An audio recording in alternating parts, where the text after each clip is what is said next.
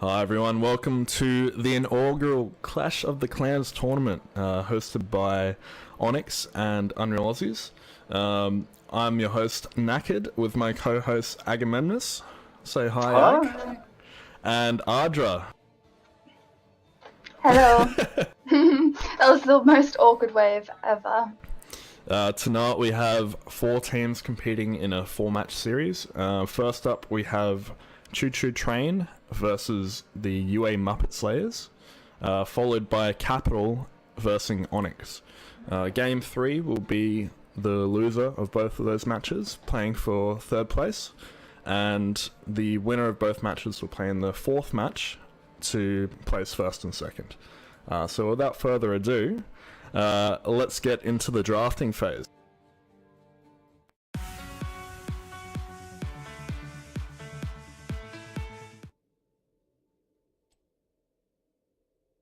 I see Choo-Choo's coordinated their profile pics. Bit of a theme.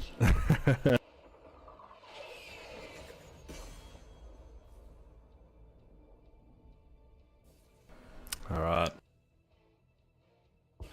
First ban has gone to blue team. Capping on CPU right now, Ag, so just keep an eye on the frame rate for me, although it's a 2-minute delay. I haven't dropped any frames yet. No worries, buddy. We have a Falstad ban coming out of UA Muppet Slayers. Yeah, straight off, I think it's because of the flight ability. I'm just going to call them the Muppets, you know? Yeah, call them Muppets, why not? It's Muppets with an apostrophe before the S. The S is just short for Slayers, right? Absolutely. Absolutely. I'm going to close some background apps. Just give me a sec. Everything. It's a Harker ban, yeah. Yeah, so definitely be upset about that. Do you think they've seen our previous videos? Someone might have checked them out. I mean, Claymore does, usually when she gets MVP, she gets it on Dahaka. Sign your pick there. Also the global as well. Both bands so far have got the travel.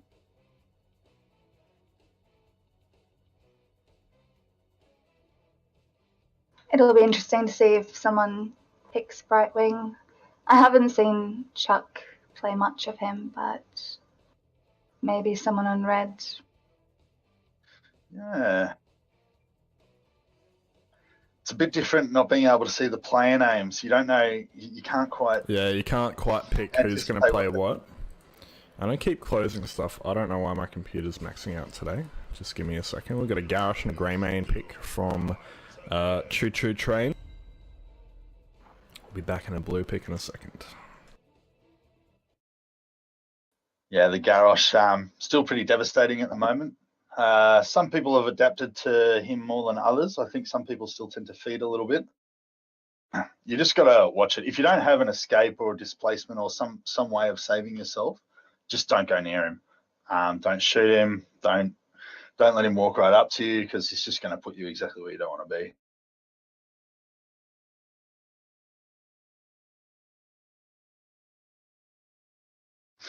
And of course, the Greymane for the damage. Still pretty strong in the game at the moment, Greymane. I reckon he's definitely one of the burstier heroes.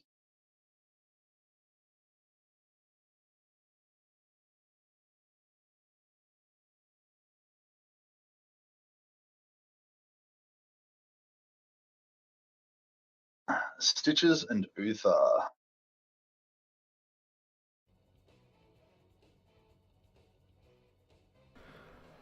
Sorry about the jumping in and out, guys.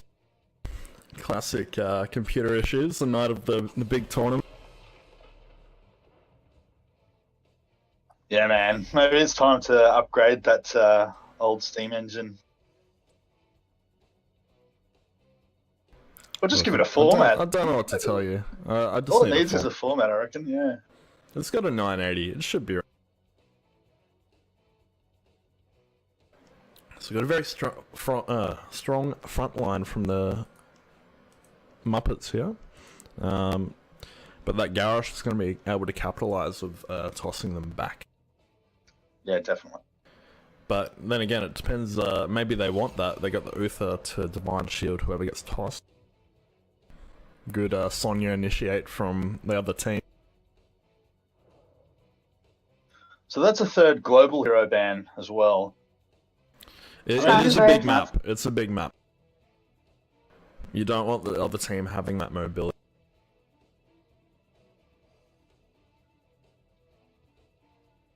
Not sure where the Valor ban's coming from. I mean, you know, it's pretty strong in Team League, but I don't know if this is... Is this a good map for Valor? Do you know? Look, Valor's a pretty good all-round hero, to be honest. And the Rhaegar for Choo Choo Train. They have a tanky team. That is a very strong front line. Yeah. They're going to have Greymane half time there as well.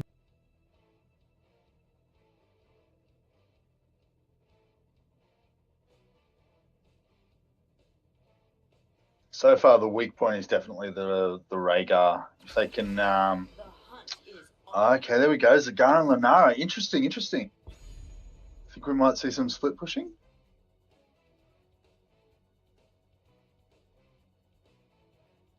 Yeah, definitely. Lunara's speed will help her get back to help with team fights if she's too far away. Yeah, nice wisp in the cloud. And also, like, that's the top four are a pretty solid team on their own as a four. And Zagara is the perfect sort of person to send off on their own. Yeah, especially if Zagara is going to be Nidus networking across the map. Why wouldn't you pick Nidus on this map?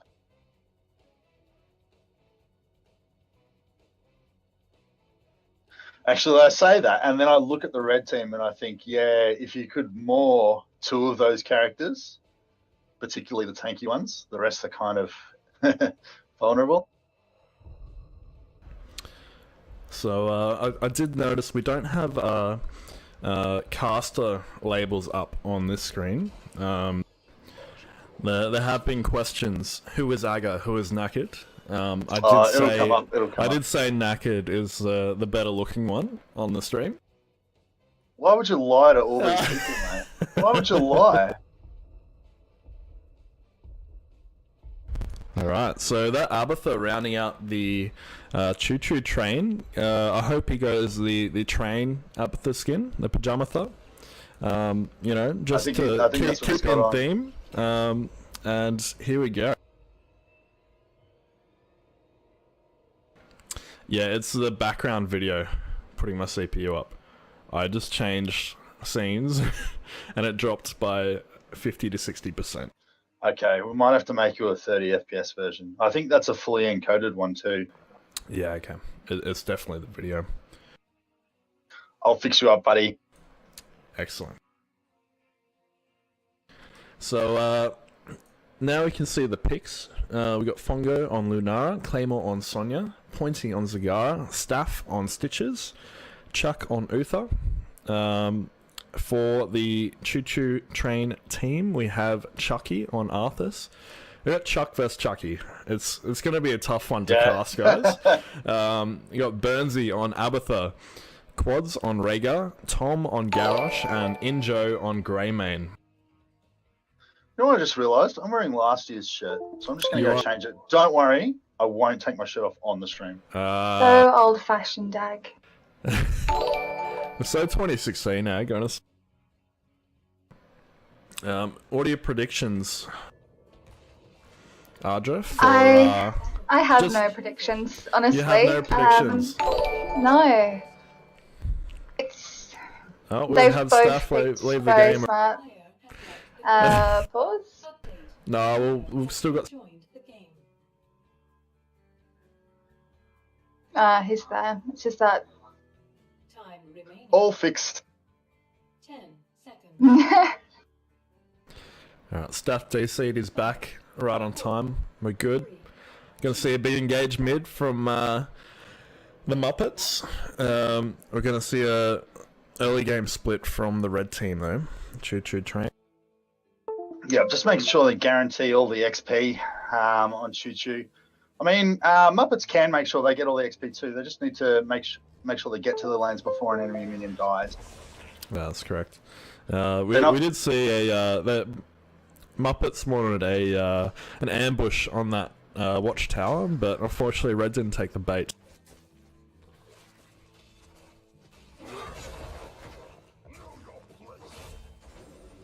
A decent toss there from the Garrosh. Getting one tower shot onto the Fongo, but he's got the Uther right there to heal him back up. Claymore going at 2v1 down bot lane. She is, of course, Sonya. She's quite happy to just heal off the minion waves. I'm pretty passive in bottom lane so far, just kind of waiting there for the opportunity. I'm not sure how long Rhaegar's been sitting in that bush. I'm surprised he didn't just throw a hook in there just to see. Oh, I was hoping we'd see a Chuck vs Chucky grudge match in lane to start the game off, but There can only be unfortunately one not. Chuck. A Chuck off. A Chuck off? A chuck off. We need to make this happen. We need to make this happen. Oh, that Chucky goes out missing.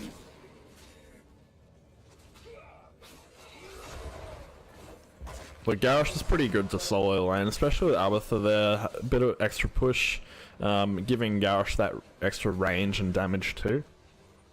We're going to see blue team rotate down to bottom.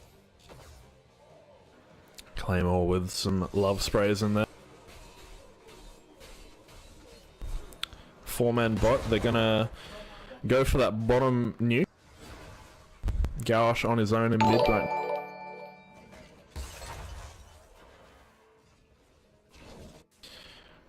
Fongo securing the nuke for the blue team at bottom. Yeah, and Rhaegar just manages to grab the top one. Bonnie held off as long as he could, but the cooldown's just too long.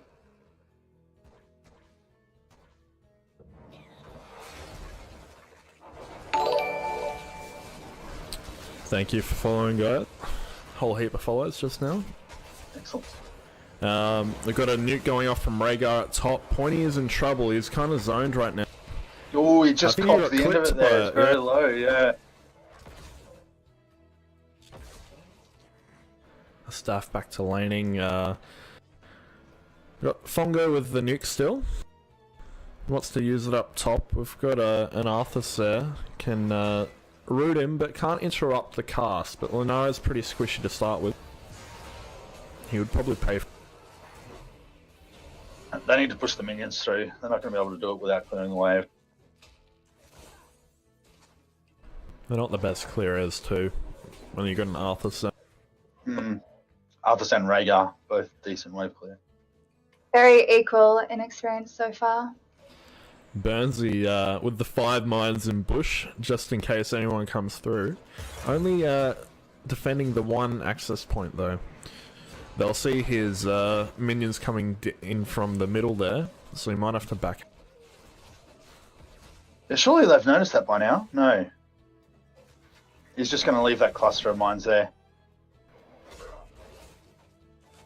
I would Fongo not is want to still be the the nuke up person top. that runs into that. See, my theory is you want to get rid of the nuke as soon as possible. The longer you hold on to it, especially on a squishy character, the more chance there is of you losing it.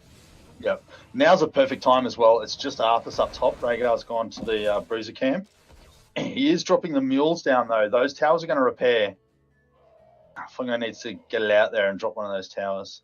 Both healers taking cleanse.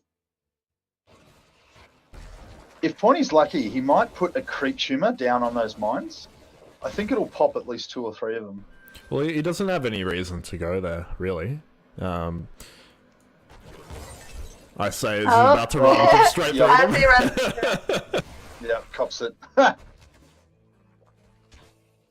So it didn't quite work out. Red securing the Merc camp up top, coming through. Chucky's about half health. Holding his own against the Lunara, but that constant dot damage on him will eat away at his health. Do you reckon Lunara will go for a giant killer talent this game? Well, Look, I think it will provide that extra damage against the Garrosh. The dot will do... I don't think the dot has the reduction from the armor. Oh, Abatha just getting away from Steph there. Injo's in trouble. Injo just gonna... No, he cops the Rhaegar heal, he's fine. The great save from Quads there. Of course, Quads has the nuke from middle. Blue team securing 3 of the nukes. I think... No, Fongo's still got his nuke from the previous wave of nuke. 3v3 down bottom. Injo's in trouble. They need to get to that Rhaegar. And both Staff and Pointy very low on health. Got a good hook on Tom. Unfortunately, not going to be able to do much to the Garrosh.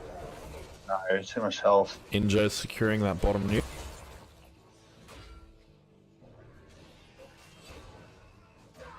Chucky is very low up top. He can't stay much longer against Lenara.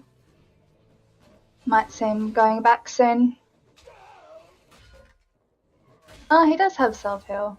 I think his well's off cooldown as well, isn't it? It's not there. Oh, it's dead. So, Abatha's currently enjoying all his walls still up on the red side. He's still got something to hide behind pretty safely.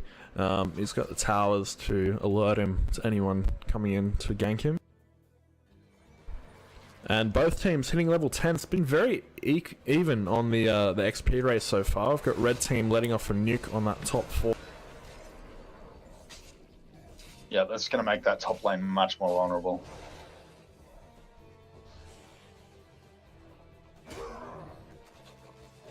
So Ardra, you've done a little bit of research about the players before the match. What do you have for us?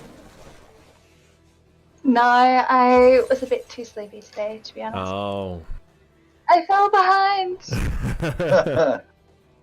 Plus, I figured not knowing them, it was sort of redundant. I mean, even the UA players, I'm seeing some of them play on heroes that I've never seen them play before, so... Why do you think that is? They're going towards more of a team composition, or they wanted to try something new? They definitely know what works well for them, so they're playing to their strengths, definitely. We've got a red team letting off a nuke down bottom, Injo. Blue team still holding on to 2 nukes. Stuff very low down bottom. Yeah, he's ulted to get away. Fongo still has that nuke 8 minutes into the game. I wouldn't let it off against the Garrosh. I just realised the cameras are blocking the mini map in this map because it's a different size to the one we tested it on. True. Yeah, we did not think of that. I can move them up right now, but it will pause the gap. I'll move you into the gap, Egg. Just 2 second stream.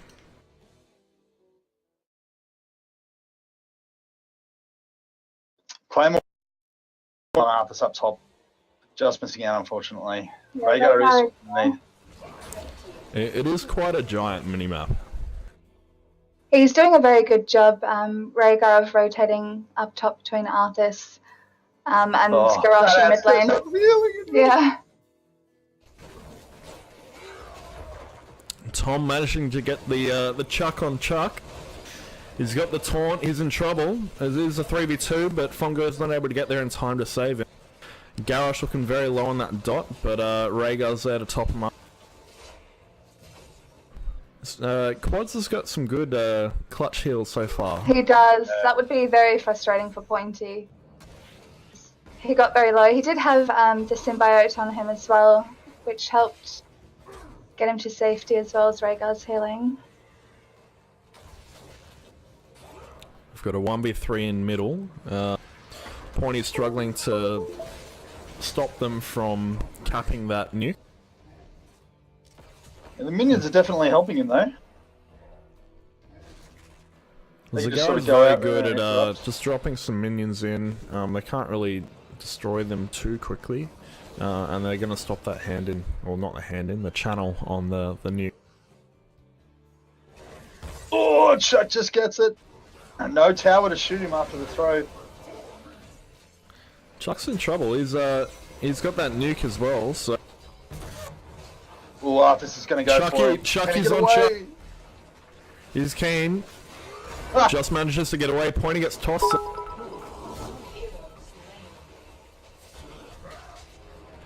Staff getting away with that cleanse from Chuck. Fungo is on his way to help scare red team off a bit. Fongo still has this nuke. We've got 2 nukes centered in middle now. Claymore trying to take out top. Abatha, of course, picking up the mule, which is helping red team to stay in the game at the moment because, for whatever reason, blue's holding on to that moment for the nukes to go off. Blue team is heading up top. Yeah, and they get the pick on Arthas. Staff securing the back siege camp for blue, while red does the same on their side.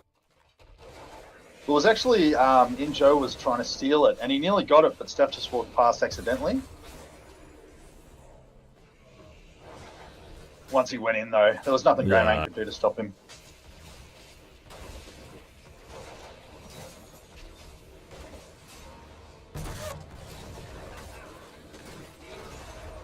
Oh, and another toss on Pointy. Go down for sure, yeah. Seen some great tosses from Tom so far. Got a good ult from Quads. Injo doing a bit of body blocking on...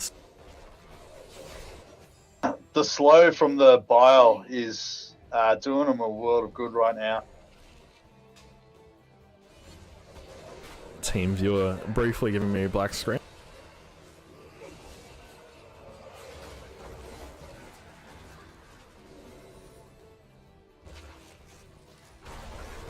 They can finally pick up that drop nuke. Oh, if he's going to try to stop it, he nearly gets him. Oh wow, and Burns goes down. No, that's not Burns. That was a climb. Gonna see that bottom fort.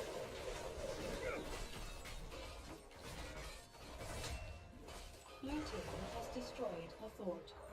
Yeah, I don't think my computer's liking this overlay. Especially not on such a big map. Burnsy chilling up top, getting some push on that top lane.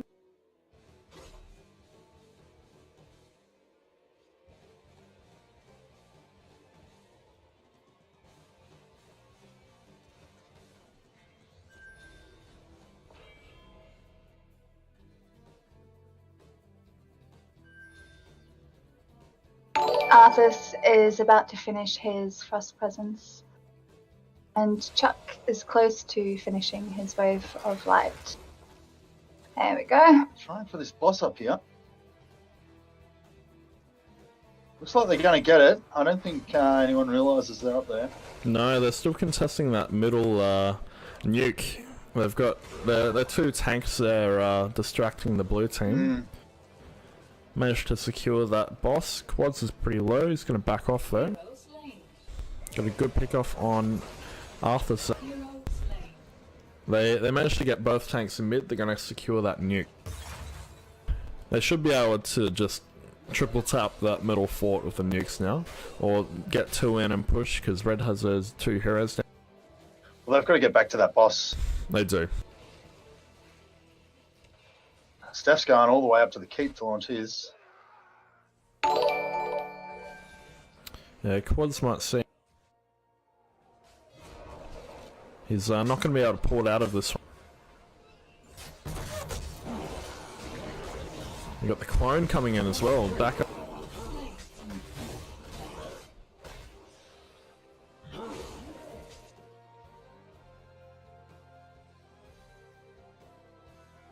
It's not a super long cooldown though. You can't afford to use it just to secure a kill.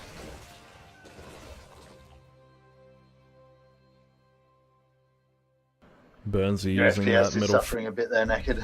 I know, it's dropping to about 4 at some stage. I think it's just this map, because on other maps it's been fine. It might also be the creep, because that drops it a lot.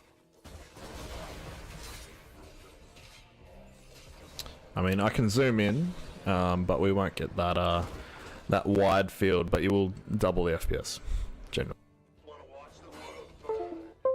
What's your in-game FPS? It's currently 10 to 20. It's pretty terrible. That's a disaster, mate.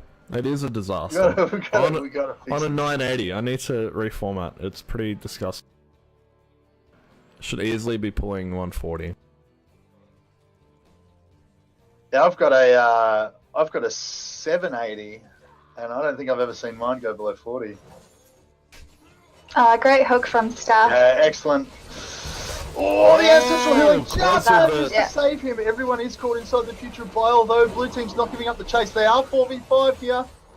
Rhaegar Rhaegar going goes down down. first, means the rest of the team's time is limited. Arthur's next. Hero slain. And the Garrosh. Yeah, that was a bit of a turnaround. I wasn't expecting that fight to go so one-sided there. Blue team capitalizing on that 3 down on the red, getting that bottom bot. Abathur still pushing through on that top lane.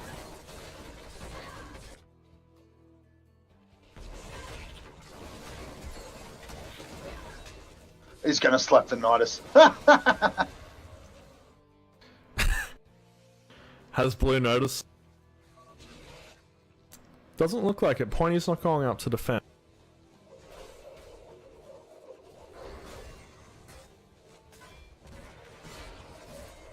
They're using 2 nukes on that middle fort. Abathur still pushing up top. Blue team has destroyed a Looks like Blue team's backing out to defend against him now. No, they're going for the nuke. Pointy's gone back. They've got time to get these nukes.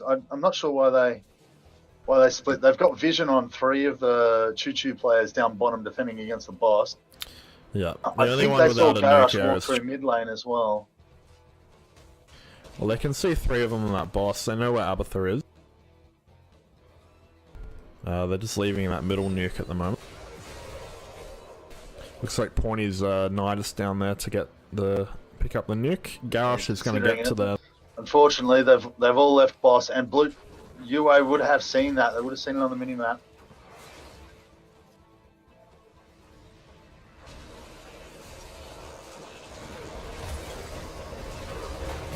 The Ancestral's gone down on the Arthas, and the Garrosh suffered for it, unfortunately. Injo, very the low, Greymane gets is the hit. very low. A clutch Good hook from heal. Sta-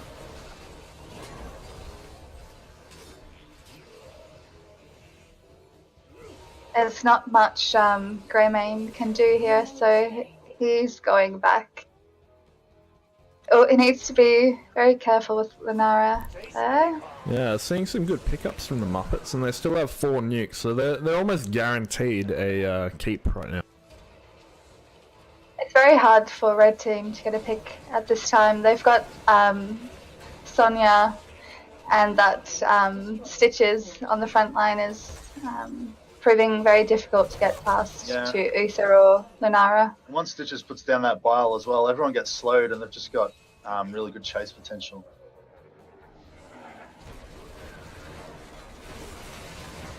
There is still another nuke. Fongo's got 1 more nuke there. He should drop it, drop it, drop it. Just dropping on the core. No, That he's got the shield's kill. down. Kill. Red's 2 down, and it looks like Oh, that's it's going to be the hard to game. come back from that. Yeah. Nah, it's over. All over. Look, Red put up a good fight, but it was just a few fights at the end of that match. They kept getting the picks. The blue team kept getting the picks. We'll just duck into the transition and we'll chat about the match.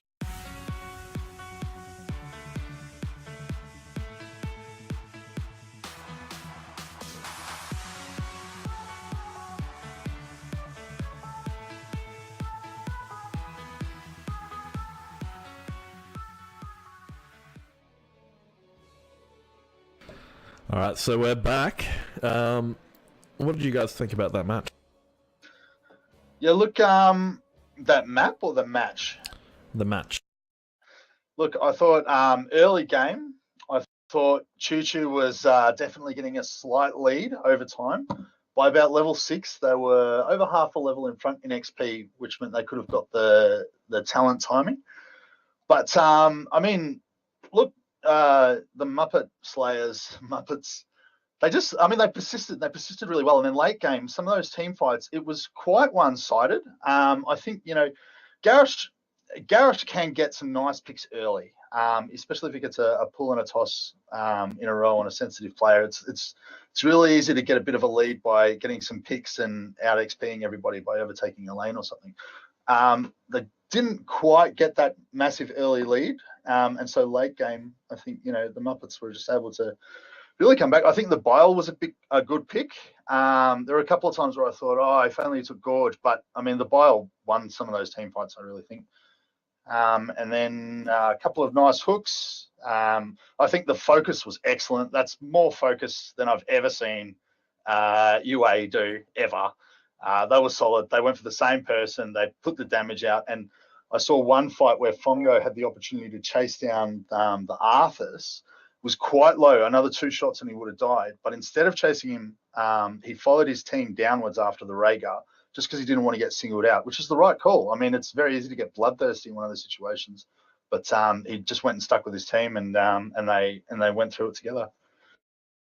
I thought it was a bit of a turnaround. I thought Choo had the advantage early.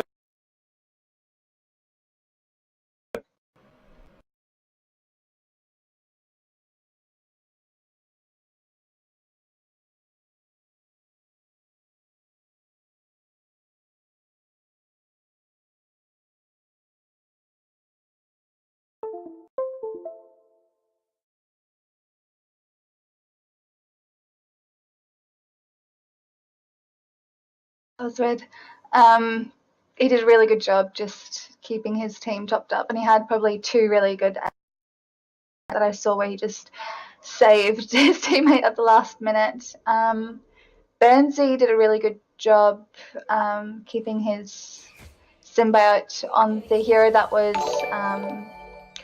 like on the front line. Like whenever one of the heroes had symbiote and they weren't killing minions or like attacking a hero or something, he made sure he moved it to someone else that was being a bit more aggressive. But from blue team, I think Fongo, he was just so well positioned and he was always there to back up his team with the damage that they needed to secure some kills. So, but Stitches had so many good hooks. Yeah, everything. I forgot about the ancestral healings as well. You're right. They were killer ones there, and he often managed to get it off on someone who was going to get lots of benefit out of it as well. Like he often got it off on a nice tanky person who was going low, and was very active. Abatha, very active, moved around a lot. I don't think he died.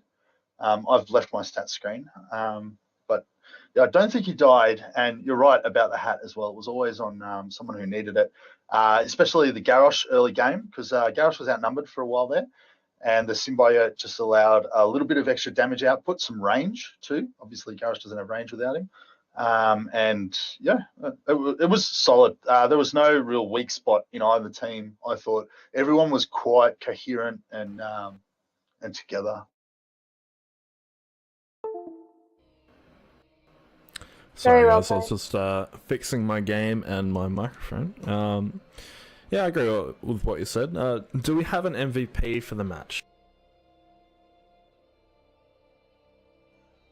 Oh, I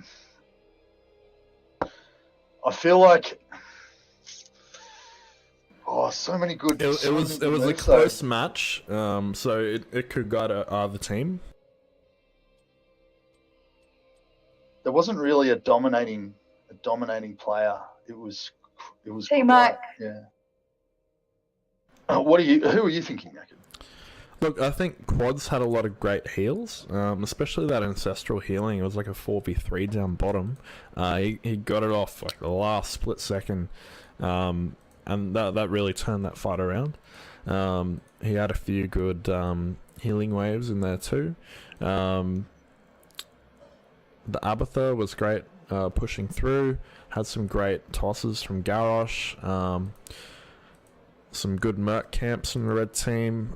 Blue team were moving very well as a team. So it is kind of hard to single one person out as the most valuable player. I'm feeling the Rhaegar though. Those ancestrals were solid. Look, I'll go with quads, the Rhaegar. What are your thoughts, Ardra? I'm always happy to give it to a healer, but yeah, quads, great healing. And Alright. yeah, even just using the shield to clear minions when they were being pushed on the towers, very well played. Alright, And we've I'll, got Cursed Hollow for game 2. Cursed Hollow, excellent. Alright, so another big map. If you could pass me lead, Ardra, I'll create the lobby. Did we want to say hi to the? Oh winning yeah, team's so captain? yeah, do that, and if you want to pull the captain up of the winning team, that would be great, and then we can talk to Choo trained team captain. That's a mouthful. Choo trains team captain. C1 Fungo. Yeah, so Fongo. He's muted. That is not a good thing. Maybe you can grab. There he there is. he is, There there he he is. Fongo. What happened? I'm still watching the stream. How you going, Fongo? Yeah, good, thanks. We've How do you pulled feel you in about for an that? interview. Yeah, did ya? How'd you feel about that, mate? I'm thoroughly impressed. I'm solid impressed. I haven't seen that kind of coherence from UA players in a long time. Yeah, it was good fun. We just sort of said, like, just go out and have a bit of fun, not take it too seriously, and yeah, enjoyed it.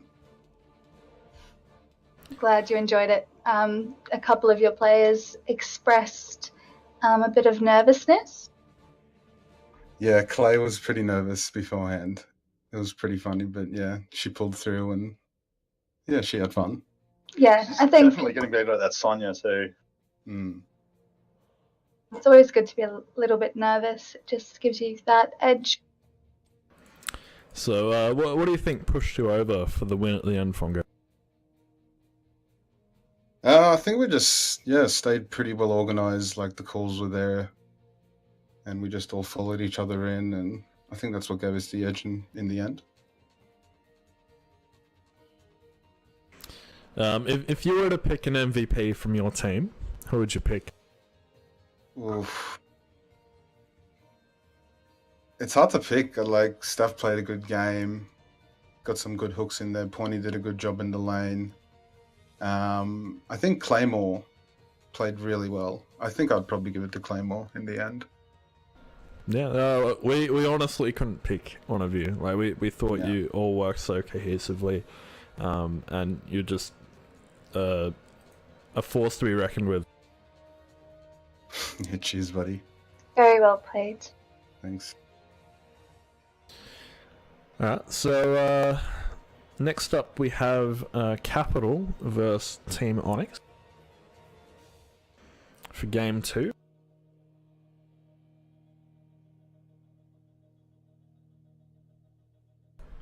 I hope their in-game names are the same as their Discord names. So AC the man is with Grumshot. Yep, and Shardstorm is this too, I think. I think they've all gone with the same portrait picture. It's cool. I like it. Yeah, it's helpful. I think happy chap too. Alright.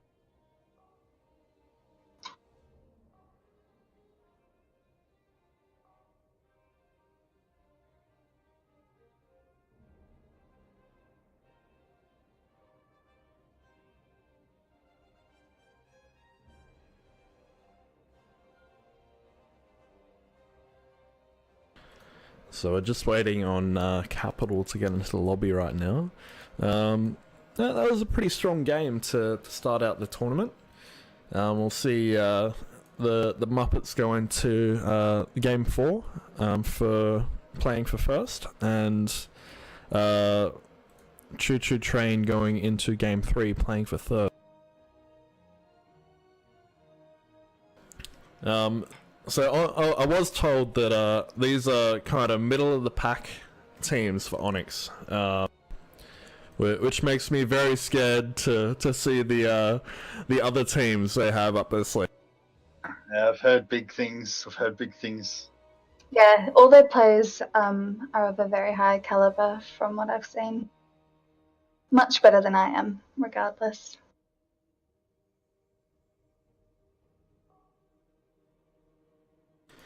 All right, I think we're good to go for the second game.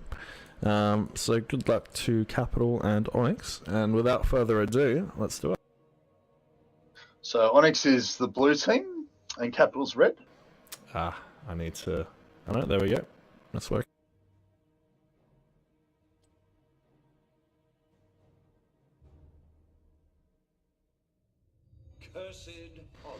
So this game's taking place on Cursed Hollow, as voted for by the stream.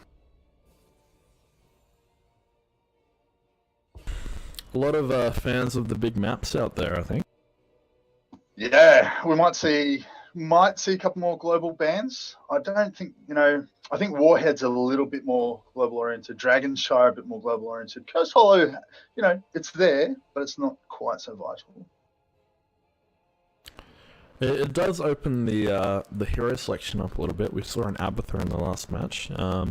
Those types of global heroes, or even heroes like Vikings, that can really take advantage of a larger map. We'll see a lot more play from those types of heroes. So we've got a Garrosh ban straight up from the blue team. No one wants to deal with him. We've got also the Hakan ban from the red team. Pretty common bans lately. Yeah, I was saying with the first match, Garrosh is, he's one of those characters that some people seem to just cope with well, some people don't. And it's hit and miss. But if you've just got one player in your team who will feed a Garrosh, then it's it's doomed for you all. So I see him banned a lot these days. And usually when he's not banned, he's picked. Yeah. He's a very strong frontliner, but if you can get some mages on your team, like a Chromie or even a KT, like something with like a lot of burst, you can really drop him quite quickly. The light abandons no man. Nice. Who's ready to see? There we go. Starting out with the tankiness. I noticed so it's pretty solid 2 picks. We've got the Mosh Pit with the Divine Shield if they go that route. We'll see what blue team picks up next. Just want to read out something one of the guys has been saying in chat, in Twitch chat. Where are we? Could you please update the game text as well?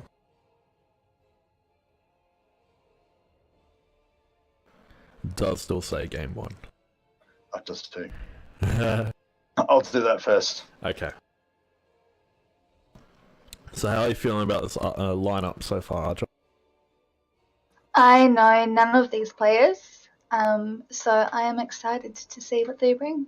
Another Rhaegar and Uther. I think they're probably 2 of the strongest healers. They both bring a lot of utility as well. And Sonya's been very popular as well.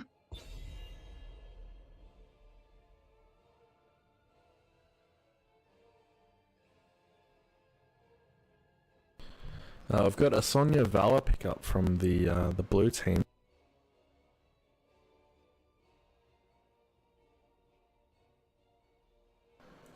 So we've got Onyx on blue and Capital on red. I'm getting a little bit of popping out of your mic there, buddy. Yeah, no, I'm not surprised. No pop filter yet. You keep making me say pop. I mean this like static. Ah, really? Okay. Give me a... I will have to tab out though. So Lawn's blue team is Onyx and red team's Capital. Yep. Yep, the way Shardstorm said it, yep. Noob ban.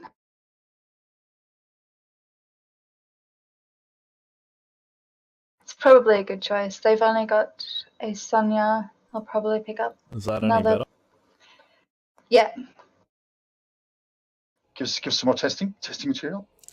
Look, an Obrak is a No good? No good? No, it's a get bit. a little bit of distance, I think. Is that better? Nope. Hello? No, No? no, it's good? not. Is there like just crackling as if there's air blowing on it? Yeah, you might have dropped something in there. Have you had a drink over it recently? Not that I know of. Look, while you're fixing your mic, I'm just going to read out what Sprenstam has been saying in the chat. He said, Jesus Christ, Aga is so good looking. Jawline of the gods. There's your top level handsome, then add another level to that, and you've got Aga on a bad day. Is this a friend that you have bribed? Why would I have to bribe him, Adra? You know, just who would say that out of the blue? He used to, Sprenstam's classic, he used to play League of Legends with us when we had a bigger league presence. Really, really good at it too, actually. Spren, you should get onto Heroes of the Storm, buddy. We're looking for some top players to increase the team numbers happening over here. Or start a league division?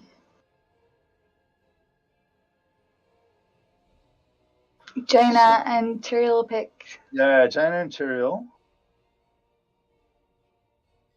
I can see why they wanted the noob out there, because that could definitely mess them up. Yeah, especially the if spell he armor. goes Mosh, which he should. And the spell armor, of course, yeah. They're going to be a bit of an unstoppable force. The Jaina and Tyrael etc. Uther combo. It'll be good to see who blue team picks up to deal with that. Got a Johanna pick up from the blue team and Elucia to round out their team. Nice. They're going the double support route. Yeah, it's definitely workable with this comp though. I mean, Rhaegar can put a bit of damage in there. Lucio, his speed is just as important as his healing. That's going to give their team solid catch potential. Vala may or may not take the speed buff at level 1. I mean, Jaina, the only escape she's got really is to slow someone or use her ulti on them. They do have Tyrael and the Uther as well to help slow and stun the enemy if they're advancing too quickly. But Tyrael does have that speed boost he can use for his team. It's not an aura, obviously, but if everyone wants to run the same way. yeah. But now Lucio sort of counters that regardless.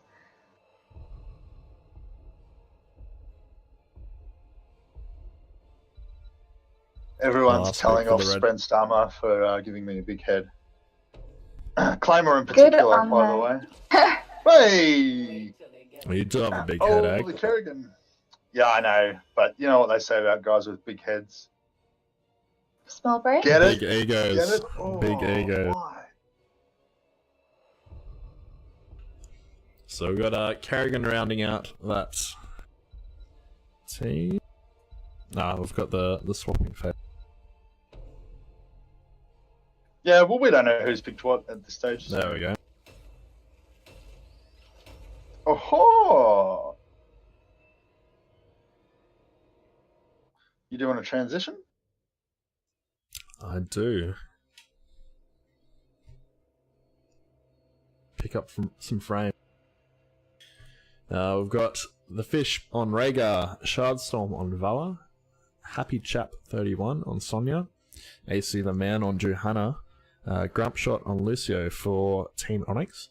For Capital, we have Slicksloth on Tyrael, Fergie Games on ETC, Alex Chan on Kerrigan, Slaw on Jaina, and Ultimo, I'm pretty sure. I can't see under the chat window.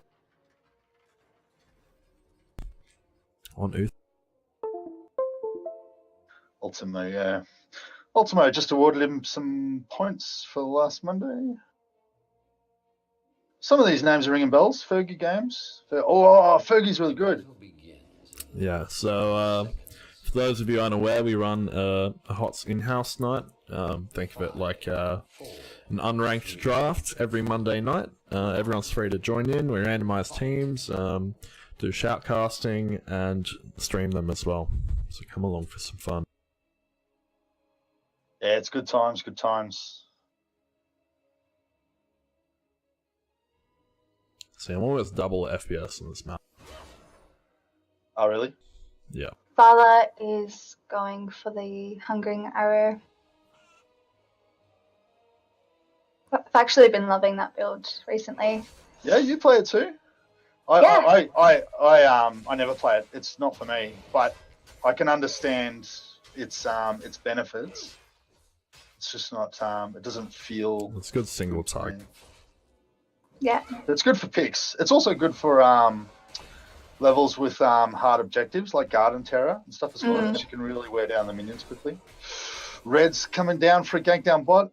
Oh, they're going to catch that Vala. Oh, Lucio with the foot nearly saved her, but they, smashed her.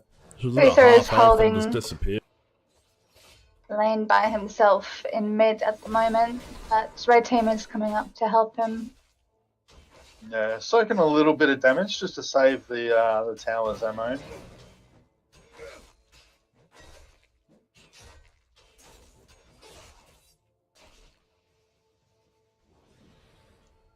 Got a 1v1 happening up top. The rest of the team kind of rotating between mid and bot so far into the game.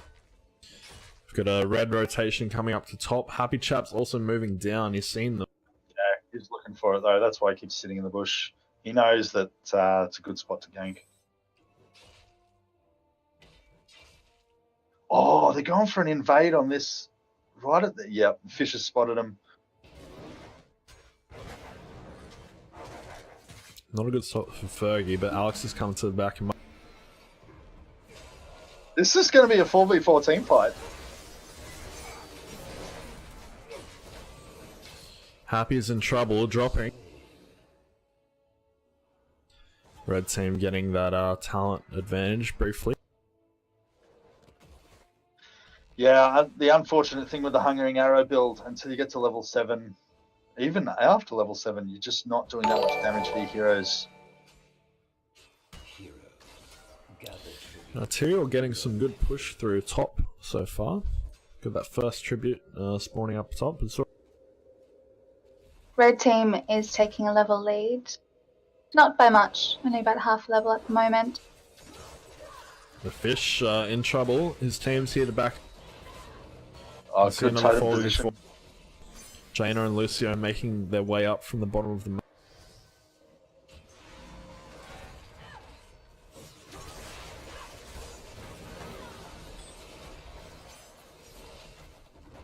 Nice tumble out of the blizzard there. ETC is slowly going down.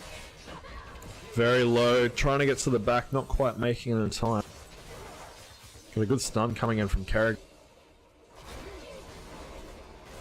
And that Sonya spin to win, it's enough to force everyone away. Once they get a little bit low, that spin's quite dangerous.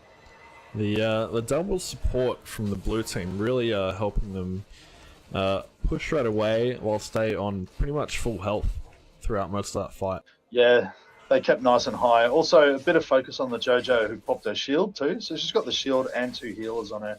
She can outlast a lot of damage. Blue team catching back up on that level lead that Red had previously. The Fish and Shardstorm securing that siege camp up top.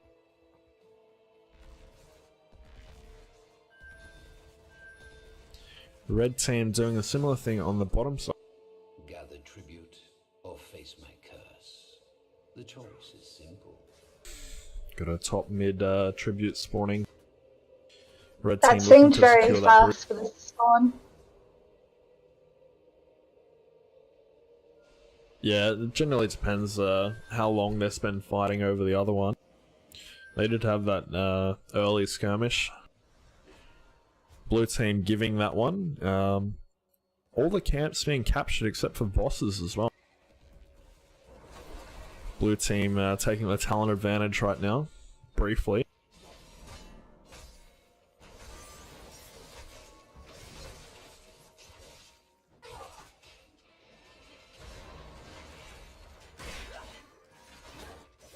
Got a 3-man up top taking out that camp. Blue team needs to capitalize on that. That numbers advantage. Red team rotating down to middle.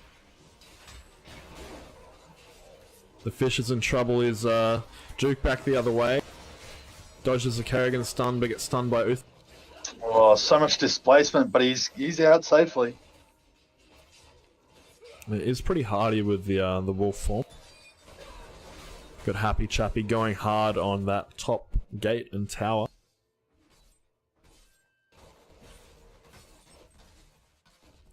Very even so far into the game. Tribute this time.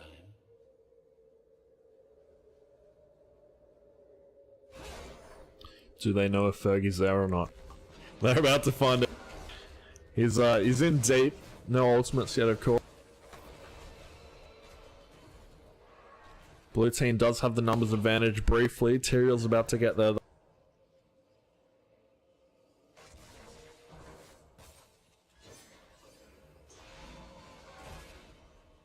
Grumpshot is Tyrael's back hanging up. on to that tribute, and he gets it. Yeah, red team Everyone didn't else have a went good past it, opportunity. running. Tyrael did have his sword on the tribute, but he thought it wasn't worth the dive to briefly interrupt that tribute channel.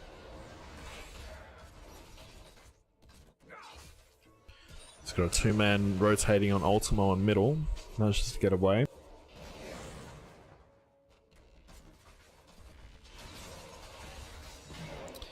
Not a Oh, whole Blue heap team of... copping some tower shots down there, and Vala's just about to go down, manages to get out. Down to about 90 health for a second there. It's interesting, both teams practically only have one range character. Lucio's ranged, but he kind of goes in close quarters anyway. Both teams really need to get in there to make anything happen. Yeah, currently Kerrigan has both kills for red team, and Joanna on blue has the one kill. Everyone Both has their teams picking ultis up for their this. This is going to be it. Blue team has 2 out of 3. Red team can't let them have it. We've got the Kerrigan ult. Oh, that frost ring! So Slick much looking here. very low. Shardstorm also looking very low. We've got Tyrael bomb coming. Blue team's in trouble. Can they get first? It's now a 2v3. Just the healers left. No, they don't have the damage left. Oh, I thought Onyx nearly had it there with the ancestral healing and then the Lucio sound barrier. They were looking very, very healthy compared to red, but they just persisted. The Kerrigan damage was solid. That ice ring from Jaina was marvelous. It was just all going so well. Red team, of course, capitalizing on this, taking that top boss out. Looks like blue team's looking to do the same on bottom. They know where it is.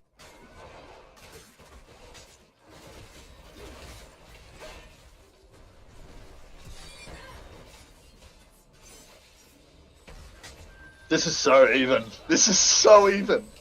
It is. It's very Very even. close. One team gets ahead and then the other claws their way back. So red team has all their ults on cooldown at the moment, but blue has a couple available. Blue team opting for that extra camp rather than going to immediately defend that top boss. Red team rotating down on mid. Yeah, she doesn't have the leap on Sonya. They've gone berserker. Happy doing a good bait for the blue team there, but we had a divine shield come in. They got 2 invulnerability ults on the red team, so very well protected. Uther just completing his quest. There's bosses each taking a fort now. Blue team has destroyed. Looks like blue team's going to complete the curse as well. Yeah. Grumpshot claiming that 3rd tribute. You shall know my wrath. Going directly for that top fort. I'm surprised they didn't send just one person to clean up that XP. That's about half of level 12. It's a fair bit there. Red team opting to take out that middle fort. Oh, Blue team, team's of headed course, for the does keep. have the advantage. We got the Lucio They can and still the see the Tyraels in mid. They know they've He's got boarding. numbers here. At least 5 more seconds. drop the 2 towers in the gate. Got the frost Oh, ring. another right great on Great top. ice ring.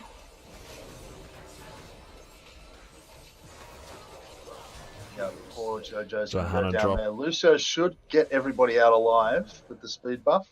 Joe bought them some time, but unfortunately sacrificed himself in the process, Yeah, which and it is was fine for a tank. yeah, I mean, that's what you got to do.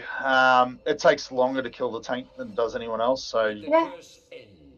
it was a good Reign of Vengeance there from Valor, actually. After the Frost Ring, when the whole red team came in, Capital came in, the Reign of Vengeance did sort of make them hesitate a bit, gave them that little mini stun as well. I think without it, it would have been a lot more devastating. Red team rotating through each lane, getting them pushed out. Looking to cut that bottom seed. Blue team also capping their siege on the top side. No camps left to capture, however. We'll see if they go for a gank. Blue That's a team is baiting one level Lucio right behind. there. Yeah, never chase a Lucio on his own.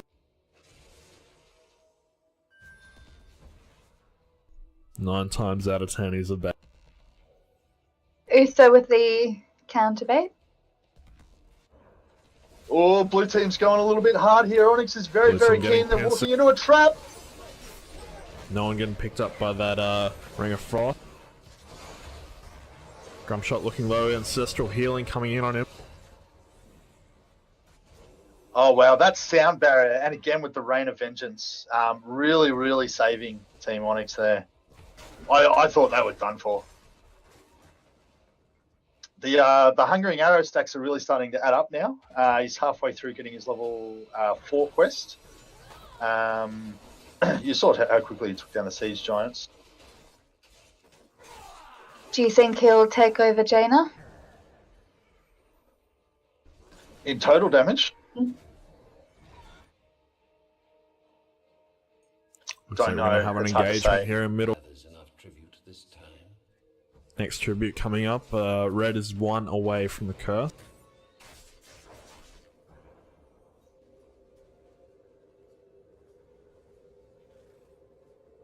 Shardstorm extended a little bit oh, far. he's caught out there. He might That's get going to be paid for it. rough. Fortunately, the healer's unable to save him in time. No, sound barrier's still on cooldown. All of Blue's ults are on cooldown. They can't really fight this effective. Got Jaina, Sound barrier is up on Lucio. Jaina securing that last tribute for the red team. They're still a whole level in front. They're about to get their level 16 talent. Fergie's just being a pain in the ass for blue team. Oh, where's the mosh? Where's the mosh? And no, I don't think they need it. They don't need No, it. they don't need Yeah. it. No, It was down. I was on though. cooldown anyway. It was down. Yeah. It was a few seconds. Has destroyed a fort. He's got it up now. He could stop them before Sharstorm getting in to a the bit wall. deep. A little again. They've got a great lockdown team. The red team. Johanna's in top. Yeah. Uther's grabbed Benediction as well, so now he has the potential to land consecutive stuns or to get out quite a bit of burst healing as well. Red team now securing that keep during the curse, going to get the racks from bottom. Has destroyed a fort. Yeah, just heading out now. That's good. They've done their job. They got the keep. No point trying to push towards the call with only 7 seconds left on their. Ooh, going for the boss. Yeah, cheeky boss on bottom. So they know that. Well, at least JoJo's still dead. They've got the 2-level lead. Blue team just getting talent parity of red now. They know that their Lucio can't quite get in time. Would have been a suicide mission. Yeah, he would have just killed himself if he went in.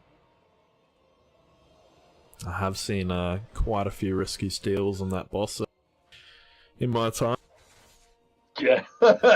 Red team might just try to get blue team on the chase now. If they go and get top boss, blue will just be forced to keep following and defending. I feel like they could have dropped that middle fort on their way past. They did have minions incoming. They It's will only have half time health. once the boss comes through top. Blue's going to be forced to choose which one to defend against. Or to split. They are getting as many camps as they can in the meantime, though. Yeah, just to hold off those catters. Wait, those won't go bot, will they? They'll go mid. They'll go mid, but if red started pushing down mid, that would have been a slight bit of defense. Red team getting a cheeky siege camp right next to blue's base.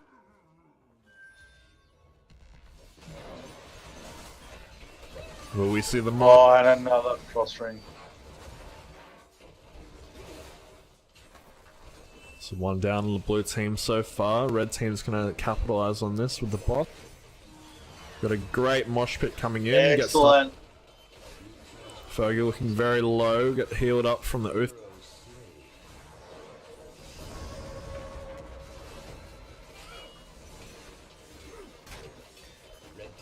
Great push from the red team now. They're 3 levels up in front.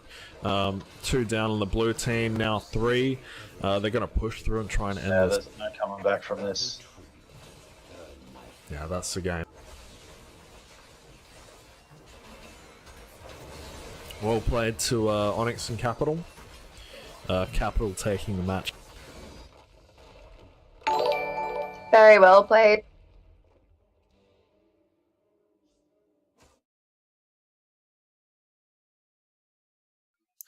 Just to answer Blank's question on Twitch chat, Yep. Agamemnus is the hottie. So if you've got my details on Discord, mate, feel free to send me a message. Oh. Is that my Australia cue says to go yes. get a Blank, drink? well done. Yeah. Well, let's talk about the stats here. Pick an MVP and then Alright, maybe let's, take a let's refreshment rotate through. break.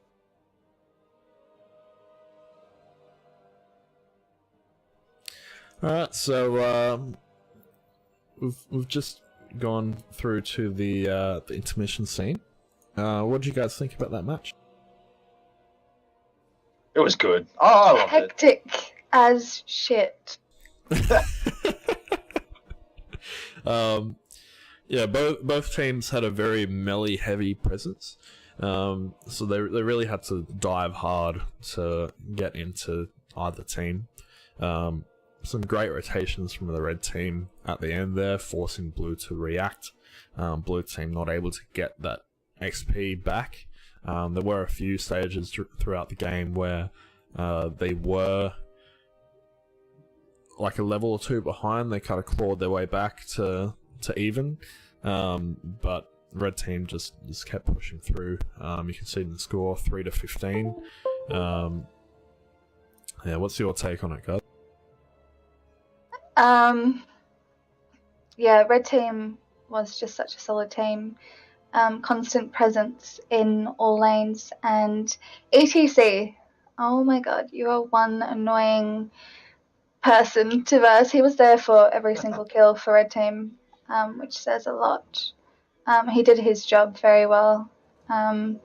Also, Uther, solo healer on red team, did the most healing in the game, which is understandable, but he did a really good job just picking the right talents and really slowing down blue team's advance and protecting Jaina. And Kerrigan as well. Very well played. Look, I mean, I was a big fan of the healing at the start. I thought that one of those first team fights up the top was going to go Onyx's way, just with the ancestral healing followed by the sound barrier. But red team just persisted, constant output, damage output, focusing the right targets, more specifically focusing the same target, not spreading their damage, thereby nullifying a lot of Lucio's healing. It was again, coordination that really took it through. Not really a dominating player, but if I had to pick one in this match, I feel like those frost rings from Jaina. Oh yeah, sure. she didn't get as many kills as Kerrigan. She wasn't there for all of the team kills, but I think a lot of the team fights were won by a Frost String. She, I don't think, missed any of them, which is something, that's the weakness of the Frost String. If you miss, if the enemy team gets away, which with a Lucio they can, then it's wasted. But she always hit 2, maybe 3 people, and it was just so devastating. Everyone was ready for it. Everybody pounced, and they had the mosh pit to back it up if they needed it. So, I'm picking Jaina for MVP there. Yeah, I completely agree, Ag. Those Frost Rings, like 90% of the time, she hit at least 2 targets, and then they just decimated whoever was caught on it. My vote's for Jaina. I agree. She played very well. Well done, Slaw. Do we want to pull in the Captain of Capital? Ooh, who is that? I think it was in Joe. Just give him a warning before you do it, though. Yeah. I kind of sprung it on Fungo a little bit. I think he wasn't quite prepared. Oh, yeah, of course. In Joe, do they have a different name in Discord? Let's have a look. In Joe. Oh no, that was CCT. Sorry. Capital. I don't know who did the bands. I forgot who I gave it to. remember. Do you just want to go ask him and then pull him in? Yeah, just go ask him. Capital? Well, I can't. Yeah, I'll go. One of you.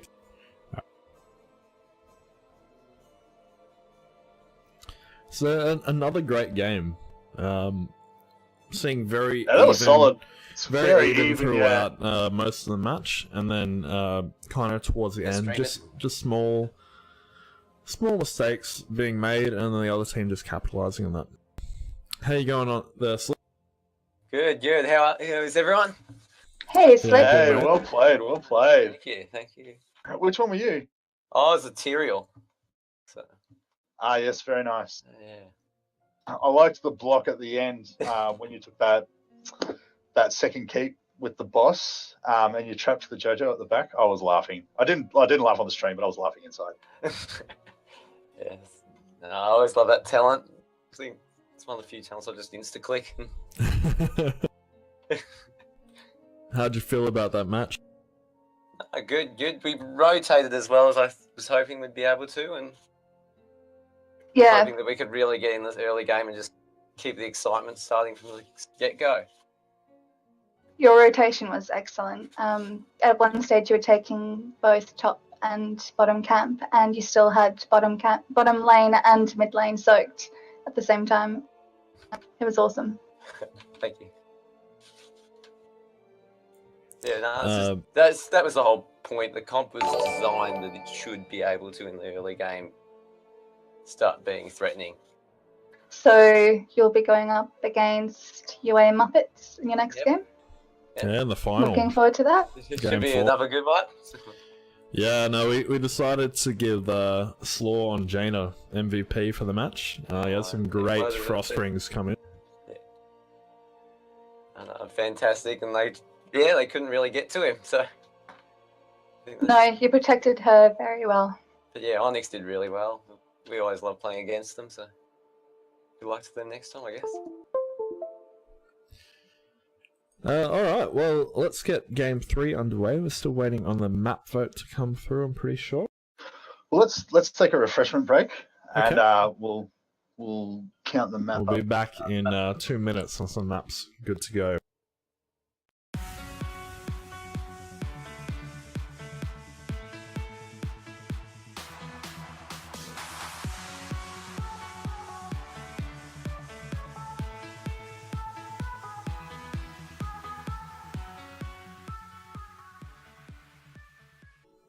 Hey guys, welcome back. We're back from our break, just getting our lobby for game 3 sorted at the moment. The current poll in chat is who is the most attractive caster tonight? Ag reckons he has it in the bag. There have I always should have it in the bag. I should have it in the bag, but a room full of sweaty nerds watching Twitch. No one wants to look too keen. So they'll probably vote for who deep down they actually think is the second. Is that right? It's the theory I'm going with. What happens if you pop up? Do you take that as your second? Well, because I've said this out loud now, that means that everyone's going to sort of go, "Ooh, do I want to be one of the cowards?" So it doesn't matter how the vote turns out. I'm still going to think what I think. So you win regardless, is what you're telling. In my mind, Knackered, I always win. Ardra's oddly quiet there in the corner. Oh, she's leaving. Doesn't want any part of it.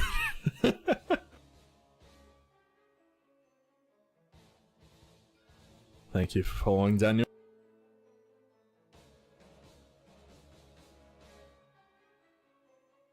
So we've got this is Choo Choo Train versus Onyx, I believe. Yes, correct. So yeah, Crump Shot and Burnsy nailed it. Didn't even have to change it. I think everyone's in here and all. So we'll go to the game, but we'll get the results of the most attractive caster to you before the final game. Ag A is bit of banter happening in lobby. quickly logging onto his VPN so he can vote for himself as many times as possible. I'm a poor Unix student, mate. I can't afford VPN. All right. Oh, Blake's got some ice cream happening there. Vote Agamemnus or Riot. I like this. Oh. I like this. They're feeding your ego, mate. Yeah, Claymore's I very don't know if upset this is about good. it.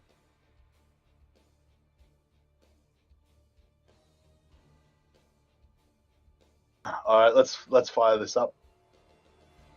Yeah, I think they're good to go. So let's jump over to the draft. Can you change the game text, please? I know the vote's important to you. I know you want it to show Mate, I can't take my Agamemnus, eyes off it. but you know, we do need that game text updated. Game 3. So again, we have Onyx on the blue side, and on the red side, who do we have? Choo Choo. Yeah, Choo Choo Choo Choo on Train. the red and Onyx on the left. Yeah, on the blue. Yeah. So I've updated Battlefield the of two Eternity this time. I don't think we'll see a train-themed pajamatha this time. You know, you always could, but 2-lane map, probably not likely. We do have Choo Choo banning first up.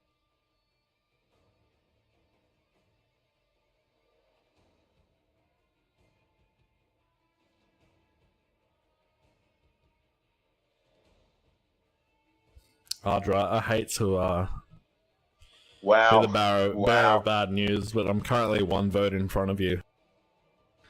I am not surprised, Knackered.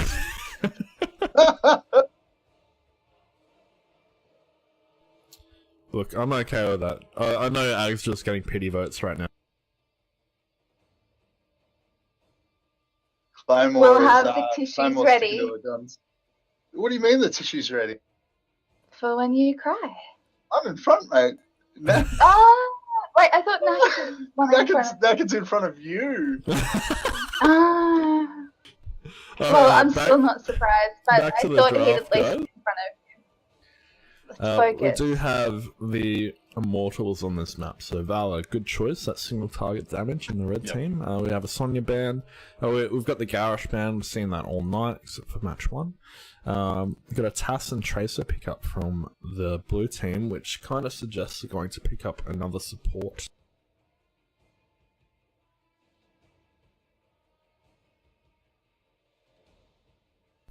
Red team really deliberating these double picks.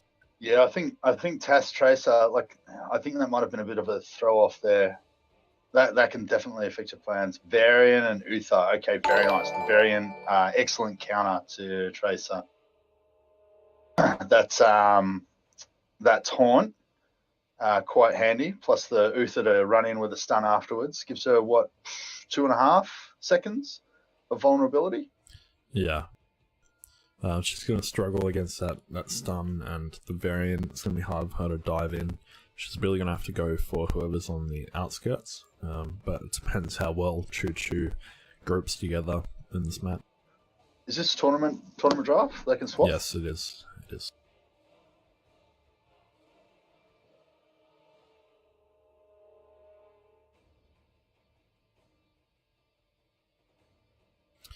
So we've got they're hovering on Jaina from Onyx.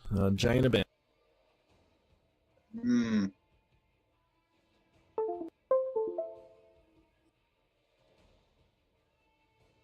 I think this poll is very, very distracting. That's all anyone's talking about. You'll be happy to know that your fellow female UAers have come to your support, Ardra. You're definitely rallying a little bit here. Look, thank you guys. I'm gonna vote for Team Ardra personally. I just don't want you to. I don't want you to win Ag. It's Ag versus Ardra at this stage. Look, if the only reason I don't win is jealousy, then I'm cool with it. Rhaegar ban. It'll be interesting to see who Blue picks up. Do you think we'll see an Alexstrasza pick tonight? She's not allowed to be picked in this tournament. Not yet? Okay. Generally wait a week or two before allowing them in a For a tournament. bit of balancing to happen. Yeah. I don't think she's OP though. But, no, I don't think she is. Like, supports generally aren't. It's usually assassins that aren't quite tuned correctly when they come into the game.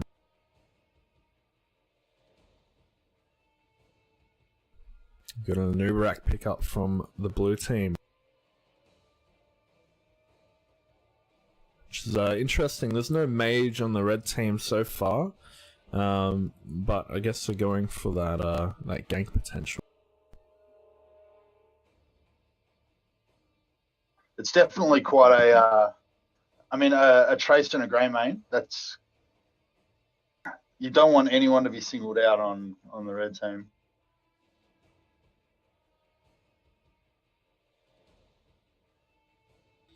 Final picks coming through from Choo.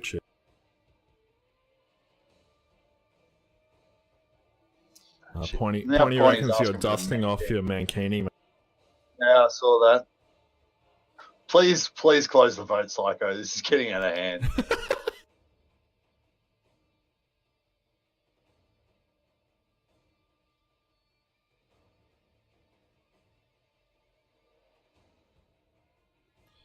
Got a Karazim and a Muradin pickup from the red team.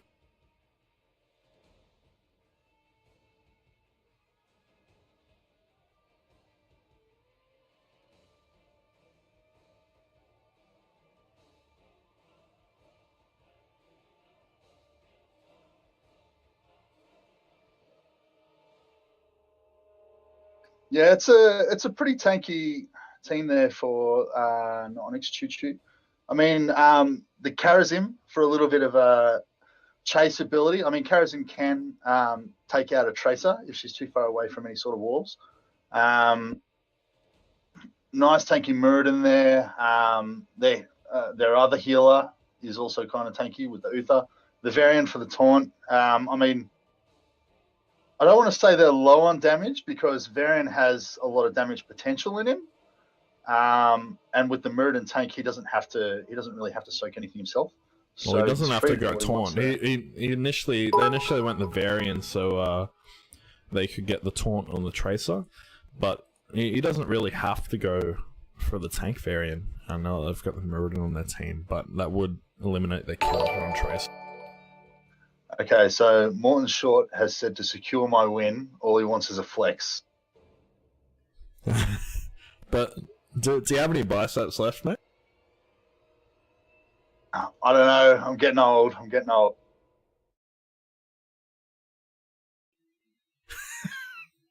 know what I'm doing anymore.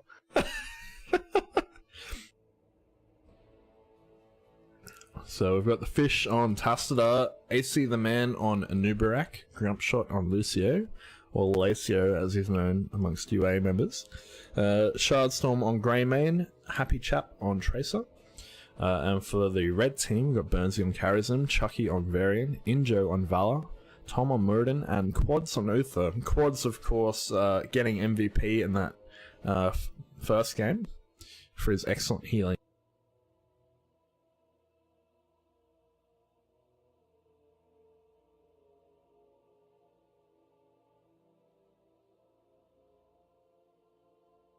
So Quads was Rhaegar in the first match, yeah? Correct.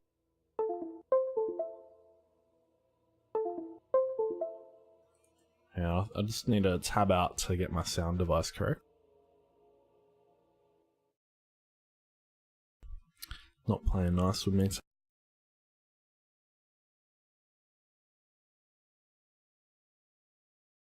Okay, so a 3-2 split for Team Onyx and a 4-1 split for Choo. Grump shot, no, not really going to get caught out there as a Lucio. It's pretty hard to catch a Lucio.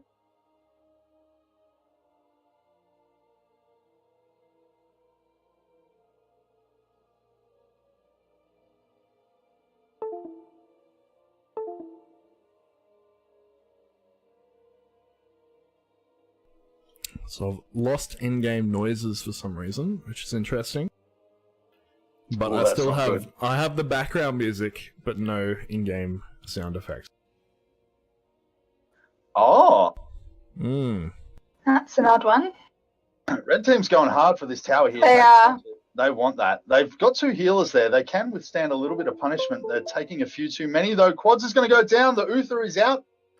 Only... Oh, He does Burnsy keep nearly popped the Charism two, up. but he stayed Yeah. up, yeah.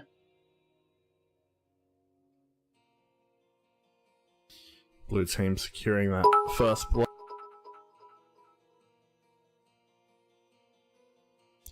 Chucky holding his own up top.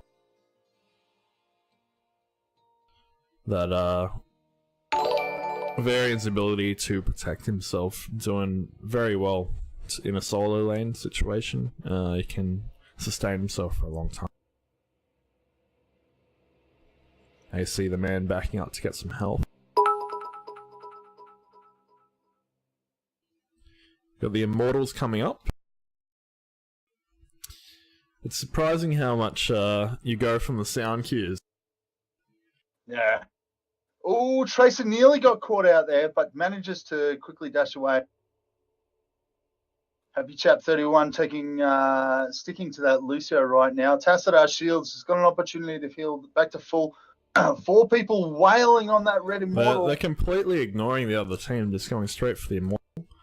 Red team struggling to catch up on that damage. Looks like it's just going to be a damage race now. Red team will win that for sure. Blue team, you mean? Yeah, I blue. beg your pardon, Team Onyx, yeah. They did have that health advantage from the first phase of the Immortal, and they do have a lot of single target damage. So Vala's gone Hungering Arrow build again, which is actually pretty good for taking out the Immortals, but you kind of need level 7 to do it. Level 7 will instantly double your damage from the Q on non-heroes. Well, if you took the Hungering Arrow talent at level 1. Oh, Murder nearly getting caught out there, but with a quick leap to get away. The Immortal putting all the stuns down through the wall. Red team couldn't get through. They're through now, and they're going to be okay by the looks of it. Yeah. They might be able to save the well, might not. There we go.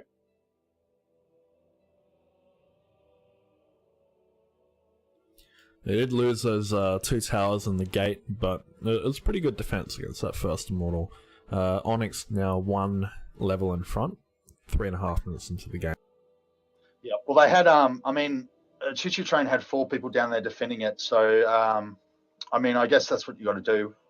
The Immortal does soak all the tower shots. Blue team's free to just walk in and out as they please. But that let Team Onyx put 2 people up top, so they've pushed through the wall there as well. The fort's taken about a quarter damage. Yeah, it is a trade-off, and you really don't want the other team getting that level advantage very early in the game because it tends to snowball. Muradin is out of mana. But yeah, he's not going down anytime soon. Oh, Greymane makes a jump on Karazim, but he dashes straight through. You see the man burrowing in, but he's copped a heap of damage. He's popped his shield, just managing to escape from the red team. Blue team securing that top siege camp. Uther is well on his way to finishing his Hammer of the Lightbringer. He needs 5 more auto attacks.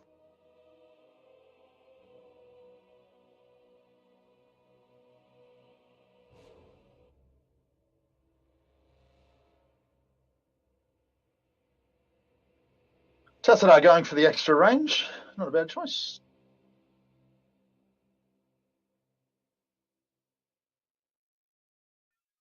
Got the Immortals coming up. Red team soaking that top lane, try and get that XP to get that talent parity with Onyx. Blue team straight onto that red Immortal. Yeah, Choo Choo Train, I reckon right now they should just wait for the swap and engage on defense. They have managed to team up on their own demon, though. Muradin's soaking a little bit of abilities from the blue team. Onyx very careful not to enter in the range of those stuns from that demon, though. The red team's doing very well at zoning the blue team right now. It's just whoever gets stunned first and someone's going to get descended.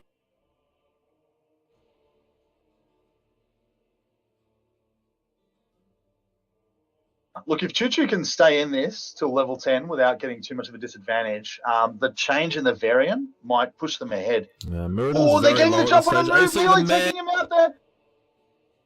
Muradin is breaking in, but they're going to lose his support. Muradin backing up to heal. Red team's down a healer.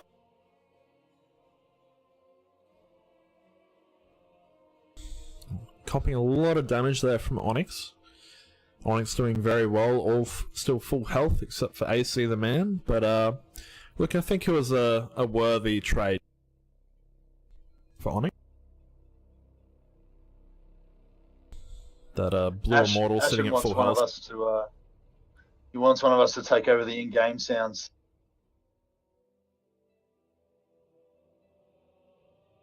Oh, ooh. Choo Choo Train is all back up now. They've finally regrouped at their Immortal. They could make a comeback here. They're a full level behind though. 4% health, 4% damage.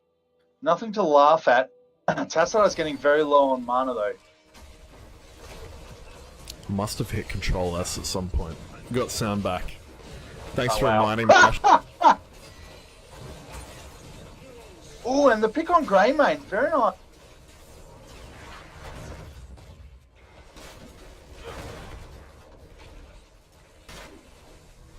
Onyx still retaining that level lead at this stage. They do have the advantage in any fight they have. Happy's doing very well at kind of getting in there, doing a little bit of damage and then getting out. They're not really having the time to react and get some damage onto it. Yeah. Injo doing very well with his Q quest there. He's already 70% of the way through it. They're not even level 10 yet.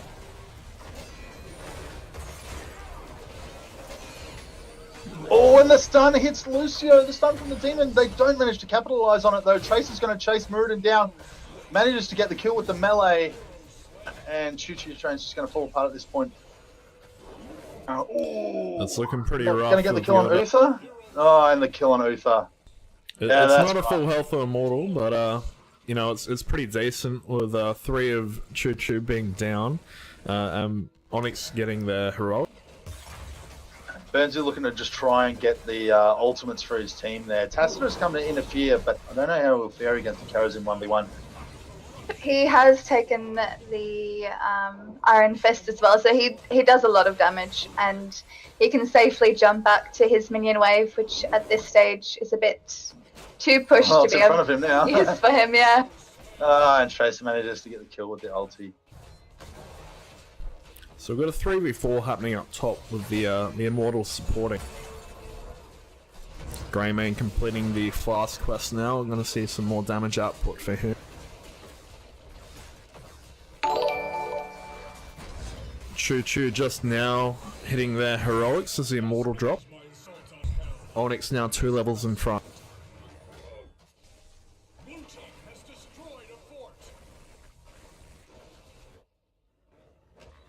Red team looking to take that Bruiser camp straight after that Immortal. Onyx taking the top and bottom camp. Timing is very important with the mercenaries on this map.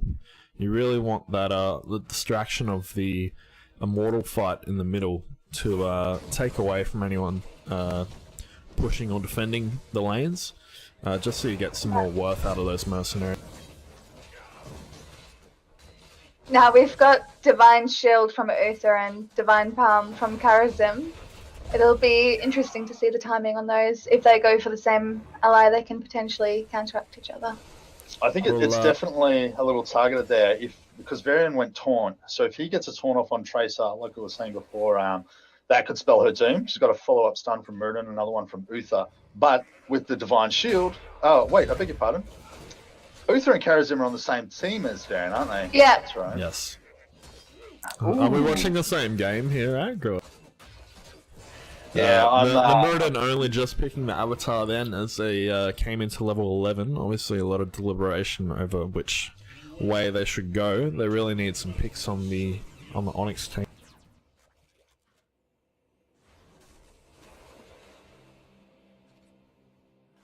Everyone's ready for that team fight. Muradin's is he going to pop the avatar? No, he's just going to jump with the wall coming in from top. The web come out. They do have the numbers advantage right now. Tom in the back line, he's got his avatar. I think his jump is gone. He was stunned mid-jump. They get the pick on him. 2 levels in front from Onyx still. They've got that talent advantage right now. They're going to go straight onto that Immortal.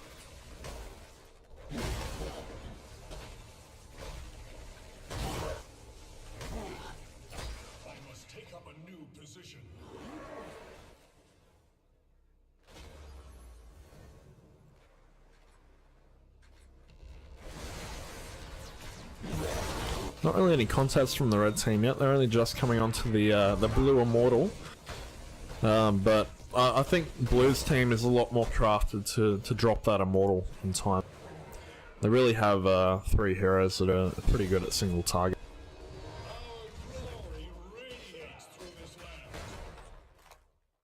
I don't know. I mean, red team, Choo only started their Immortal after the swap, and it nearly went down to half health. So they pretty much matched it there, even though they arrived late.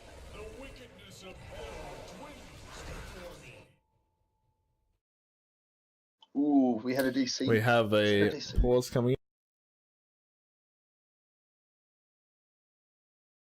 Healer lagging. No good, no good. It's not a UA event in HOTS if there is not a pause during the night. At least one. I did watch all the replays from Monday yesterday, and I don't think I saw a pause. I saw me hit my power button. I saw you disconnect, and you lost your sound as well, I think. Yeah. I lost my sound a few times during game 3 and 4. There was also a pause in my game during game 3, I'm pretty sure. Maybe I just missed it.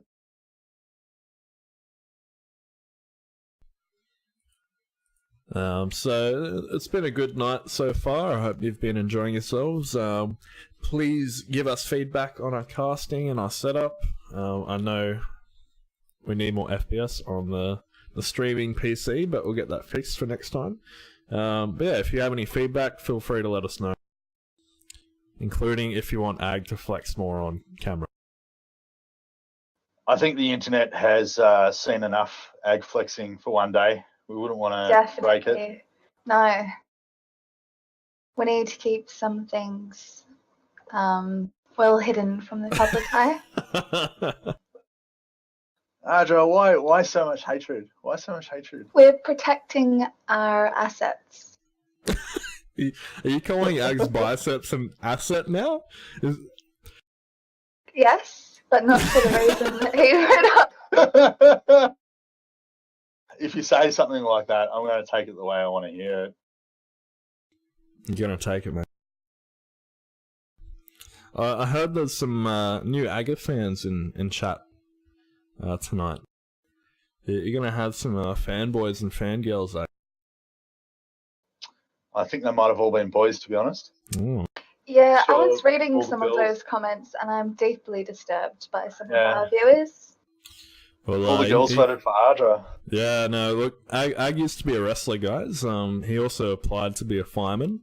So, you know, not quite making it to the calendar, but, you know, there's always next year. Yeah, a few people have been hunting down those wrestling photos for a while now. It is an ongoing mission, that one. Well, Stricker already found my coach, and he couldn't get him off him. So I think it's a lost cause, guys. Give it up. Oi, we're back. We're back. They were screaming for our attention in game while I was giving Ag some flack. Tom just leaping out in time there. We've got a Tracer bomb hitting 2 of the red team. They're in trouble here, a little bit low one side the. Yeah, that cocoon is devastating. They managed to get out though. They've got the probably 2 of the tankiest warriors in the game, just as their front line. Oh, and that's the grab on Tracer, but no damage to back her up. No, we've got the protect coming in. Chucky is in trouble. He's incredibly low. AC, the man's going in, and he secures that kill. Yeah, Vala wanted to be there, but she was unfortunately defending that bottom gate. Right. Got Onyx starting in on that core. Tom copping that Tracer ult. AC, the man looking very low. Burnsy wants him. He pays the price. Tom just... not quite getting out. We've got Tracer happy. Oh, Angel is putting out the damage. They're getting some kills. They've gone up 2 levels in this fight, I think. But they're 3 levels down, 1 talent down, and their core is down 70% health. 75%. Look, it was a decent push from Onyx. They almost ended it, but we had a few clutch picks come through from Choo. It's still anyone's game, but look, Onyx is holding a lot of the cards right now. They really are. And Choo grabbing this Merc camp here, you were talking before about how the timing is so important. One thing that I think some people miss is the theft of it. You need to prevent theft of that Merc camp as well. If you're behind, sometimes the team with the level advantage will plan the steal. So if they had left that a little bit longer, Onyx would know that this is the time where they will go for that Merc camp and they might have risked an invade. Yeah, well, we've got red rotating bot. Unsure of what they want to do. They're just kind of sitting around the bush there. They need to defend that bottom lane, get some XP. They now know where blue is. They're going to go straight to the Immortal, however. We're a bit strung out right now. Ooh, Quad's copping massive damage there from the Greymane bullet.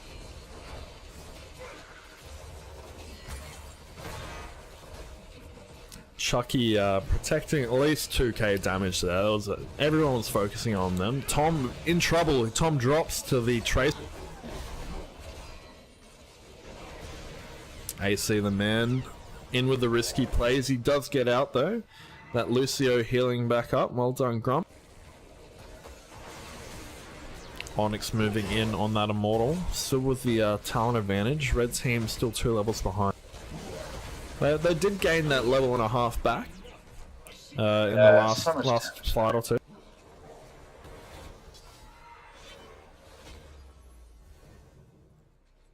I don't think they have time to wait for Muradin. They don't. They don't, but they're already at a disadvantage with the levels. They're pushing him back here, but there's really not much health in the Immortal. They're just kind of splashing. Oh, and Mubarak going down! If Varian can get... Oh, did he use his taunt? Oh, it's still on cooldown. If he can nab one other player, they could come back here. Choo-Choo's not out of it. Not until the core's dead. They're doing a good job of buying time for that Valor to take out that Immortal. Varian's going in for a grab. Yeah, she's just wailing away on it. Doesn't Well, have to wait for a swap. The swap's already happened. Blue team trying to poke that down. Tassadar keeps throwing those storms through the wall. And Yeah, the taunt Greyman goes throwing the onto... flask is- Oh! I find it tough to kill the Varian. 3 protect. The fish getting some stasis on the Oh, they need to save that demon. They need to save It's that very demon. close. Roller's nearly done. Divine Palm on Burnsy at the last second. 757 to 0. Wow. Team And red drops. team's down 3. This 2 more auto attacks may have done that. it's not looking good for Choo Choo here. We've got 4 down, and they're not going to make it in time to defend this Immortal as it comes up on that bottom keep. Got blue team rotating up top, trying to pick off Injo. Tom, I love that fighting spirit, mate. Oh, We can do it.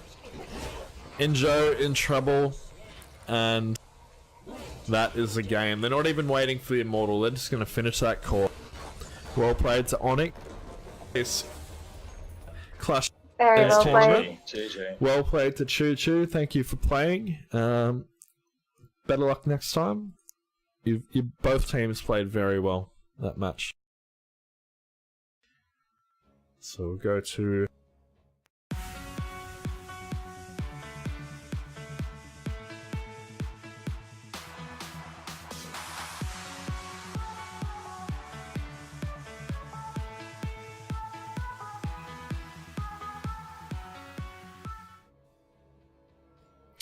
I think so. Right.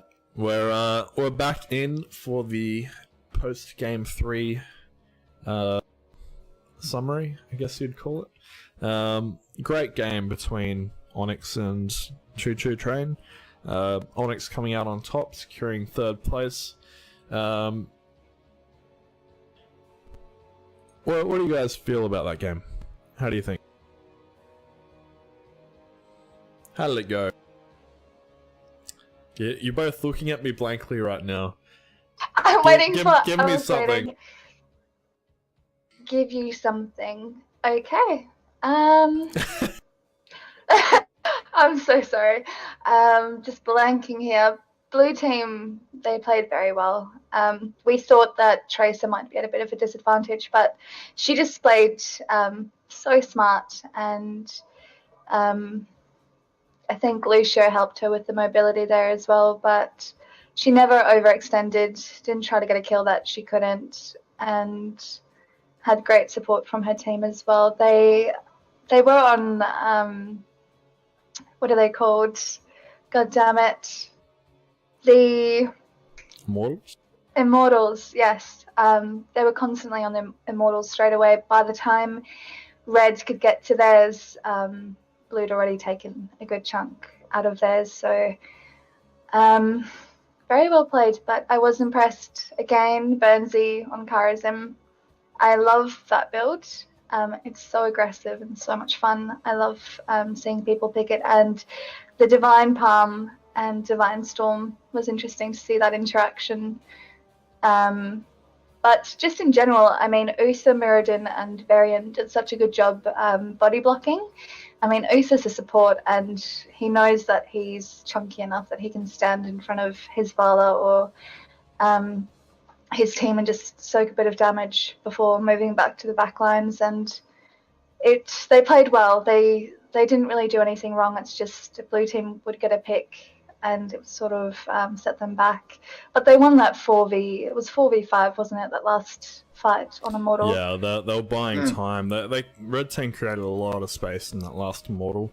It was very close. 750 health left on Onyx's Immortal. It was very close. They bought a heap of time for Valor to get in on that Immortal. I think it was almost full health when she started. Yeah, I think it was. Yeah. But they did pay for it, and they weren't up to defend that Onyx last rush with the Immortal. They didn't even go with the Immortal. They just went to the other lane and pushed the core down. What do you think about that game, Agamemnus? Look, I did think that Varian could have proved to be Tracer's undoing, but he didn't. As Ardra was saying, she was quite careful. Only chasing people that she was either going to lay out heaps of damage or definitively kill. Didn't go anywhere dangerous. Didn't really get separated from her team unless she had recall.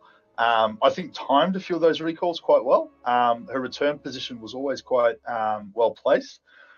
I do like the Tassadar, though. I thought some of those walls were good. A lot of the storms were good. Balancing the mana went quite well as well. Fish was pretty good. Even though he got low on mana a couple of times, he kept up the auto attacks, made sure that he was regenerating a little bit there, just to always sort of, I guess, maybe just have a shield handy. And, well, I mean, you run out of mana, you're useless. So he was just sort of preventing himself from becoming useless there.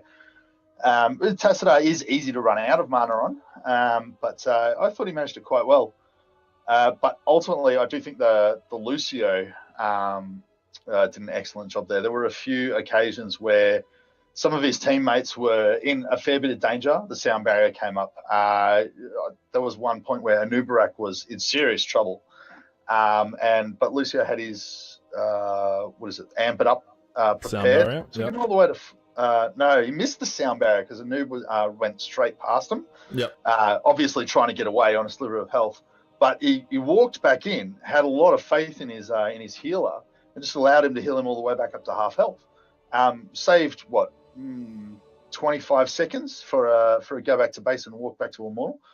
And I think, I saw a couple of decent books from Lucio. No sort of like game-winning books, but I mean, if you look at their team comp, you wouldn't think that Blue would sit around on higher health than Red Team most of the time, but they did. And the only way that could really have happened is Lucio, I think. All right, so if you guys were to pick an MVP for that match, we didn't quite make it to level 20 that match.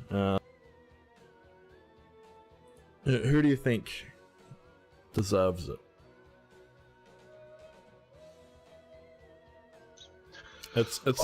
These games are tough. Like tough. These teams have played together a lot. They scrim together. They know how each other play, and they're like every team. They're playing to their strengths, and they work so well as a team. I mean, I did love the Lucio and the Tassadar play, but I feel like it would be stupid to ignore Tracer. I think. I was going to go for Tracer for overcoming insurmountable odds, I would say.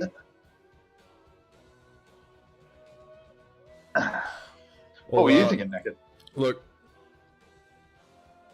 I think Chucky and Tom were really good on that front line for Choo.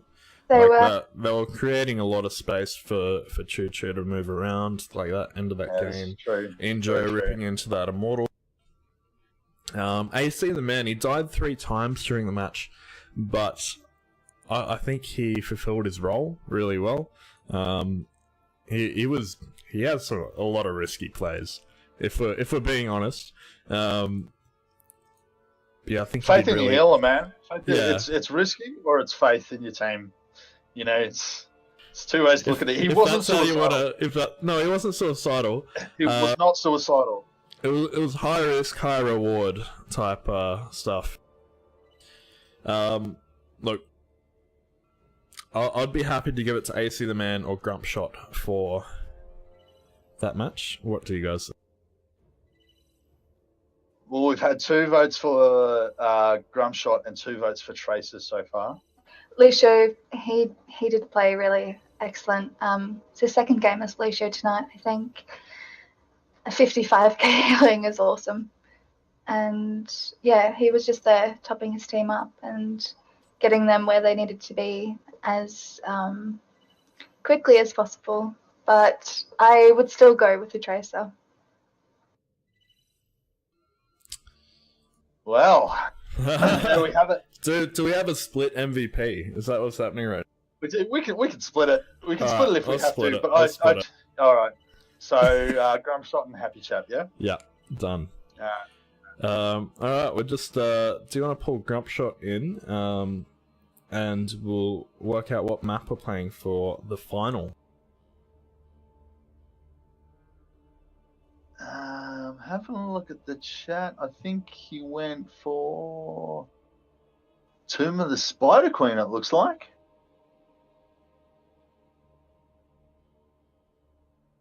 Yeah, that was the last results. Towers Zoom 5, Infernal Shrine's 5. Please confirm, Slack.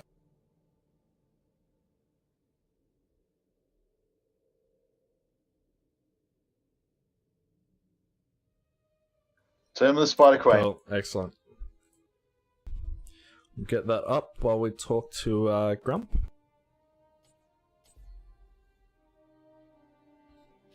So I wonder who pushed votes for this one, Ag. Yeah, I reckon all 5 of the Muppet Slayers would have voted for Spider Queen, one of their favourite maps. Do we have Grump Shot? That's AC. We've got AC. Hey guys, how you going? Good, mate. How do you feel after that match? I just feel like the whole night's been good fun, to be honest. That last game, yeah, it really pushed us really well, and yeah, it was a good match with the old Choo trains there. Yeah, it was just good fun. It's been very even so far, very, very even. You picked the teams well for this one. Yeah, well, that's what we basically wanted to do. We just wanted to show you that, you know, the Onyx Guild is really all about just helping lower, middle teams to build themselves up and give them a bit of an infrastructure to, you know, to train, to practice, and to give them teams that are at that level that they are, so that we could all get better at the game together and build the community up and, you know, hopefully, you know, make it the most popular game around. So, yeah. Beautiful, mate. I'm so happy that we stumbled across you guys. Yeah, too. We're loving it as well. We're looking forward to doing a lot more of these in the future as well. That's for sure. Yeah. No, we are too. It's been good fun casting so far, bar the technical issues, but I'm sure we'll iron those out as we do more. Absolutely, yeah. That's what the whole point of the night was, just to see what it was like, get those issues sorted, and, you know, and the next time we do it, it's going to be bigger and better. We struggled to pick an MVP on your team. Who do you think played the best? Oh, should we give AC the deciding vote? I Yeah. think we should. For myself. I think we should give him a vote. Don't make me vote for myself. Which one were you? Which one were you? I was a Nubarak in that game. Oh yeah, we didn't mind some of the Anub. I think so. Ardra voted for 2. I think I voted for 3, and Naka picked 2. And we ended up with 2 votes for the Tracer and 2 for the Lucio. God, you put me in a spot between Grumps and Happy Chap. You can abstain if you want. You can abstain. We can split the. We decided to split it. We honestly couldn't pick, but if you can break the tie, please go ahead. I have to say, with Happy Chap's Tracer, he was in and he was out. He didn't overextend, like you guys said. I think that was really good. He just basically annoyed everyone as much as he could. But Grumps' healing, the way that he was switching between healing and movement on Lucio, it was really helping us move around the map a lot better. So this is sweet, isn't it? This is never going to happen. I think give it to Chappie because Wait! yeah, I think the way he played that Tracer was just smart. You know, he got in, did some damage, and he never overextended. And from what I understand, he didn't die either. So Yeah, we were a bit concerned with the variant pick, but it was very impressive to watch.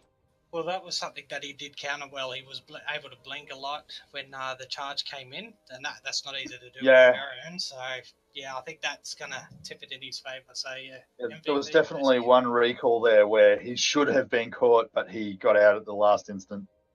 Yeah, exactly. Yeah, he's a great Tracer player. All right, I think that's settled. Yep. Okay, but next time I'll vote for myself. All right. You do that. Done. All right. Thanks Thanks, for AC. tonight. Good luck Thanks next for game. Yeah, no We'll worries. talk to you after. Congratulations on getting third. Yeah, thanks guys. Talk to you later. Oh, that was for third place.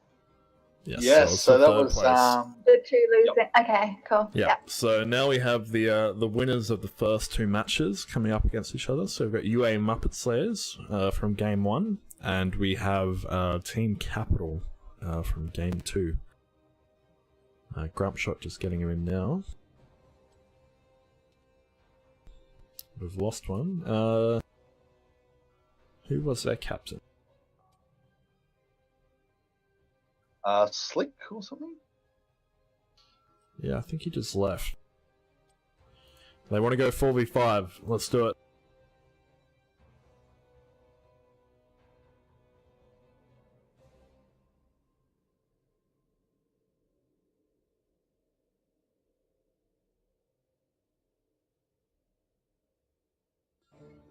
Yeah, I'm a You bit got your upset roommate in the that background, Lorena. My what? Your roommate in the background is Oh, is having a that your brother? gaze. My brother. Yeah. I'll go watch this on the stream because I don't have your webcam up on my main screen. What a creeper. He's kind of standing in the background. Didn't even know he was there. He does that when I play games as well, and I'll just like Oh, really? hear a noise, and I'll be like, no, because he has this like physio ball that he uses to stretch out his muscles, and maybe we should get him to flex so he can show you ag. Ooh. Ooh.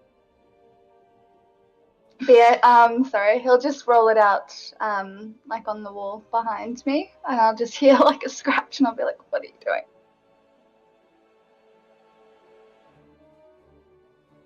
But yeah, I will be right back. I need another drink. No worries. Do I have time? There you go. Yeah, you go for it. We'll start up. Cool. Alright, guys, so go for it. We're coming into the final game, the draft.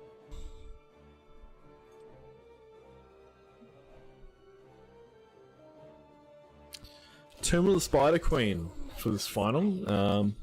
Big favourite of Definitely one of my favourites. a lot of the UA players, especially Pointy. Big shout out to you, Pointy. He does like his Nazebo play on here. We'll see if he Ooh, pulls how it long's out the for delay this on the final. stream? It's 2 minutes, isn't it? 3 minutes? 2 minutes. Should be right.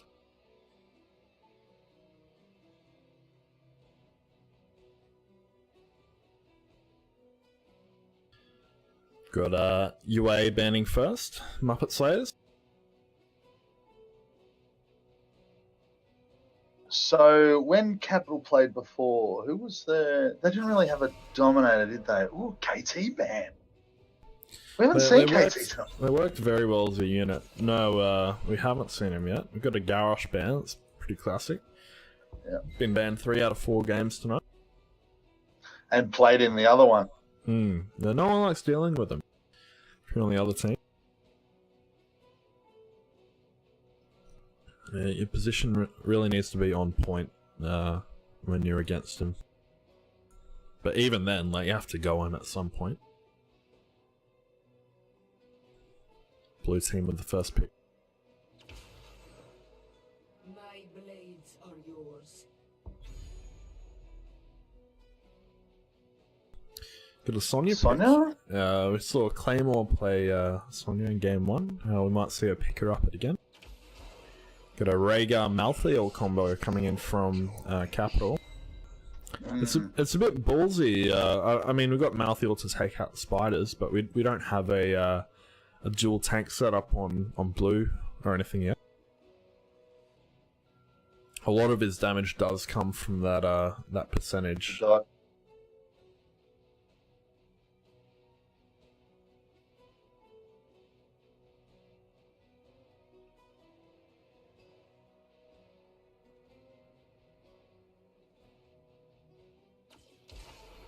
Blue team picking up the Uther. A big favourite tonight, Uther. He's a strong healer. He's pretty much... He's almost a tank in his own right. And he's got those strong heals, and he's got an invulnerability. It's that's incredible, an incredible ability. We've got Stitches coming up. maybe a staff or Fongo will pick him up. I think. Actions remarking about the fan in chat. You could say it's my biggest fan. You can't see me right now, Ag, but I'm shaking my head.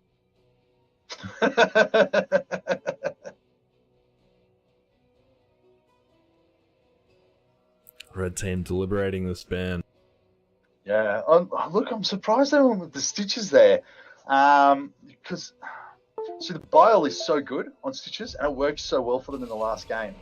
But, Gul'dan. Gul'dan. Okay. He's a good clearer on this map. I'm not surprised they got rid of him.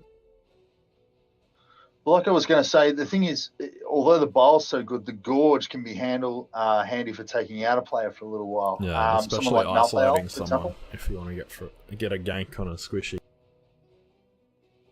Pointy's been loving Gul'dan lately. Yeah, unfortunately it's been banned by Capital. Do have a Jaina ban coming in from the Muppet Slayers though.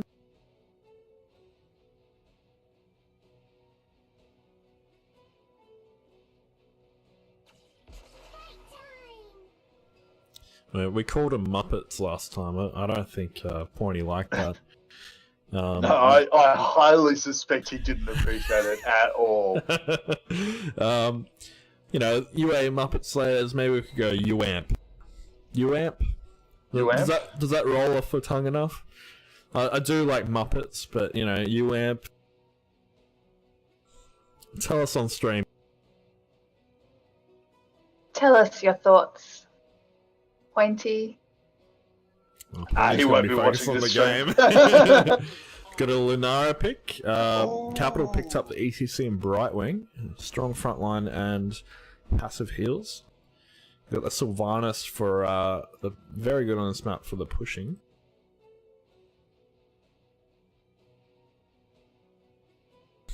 Capital with the final pick.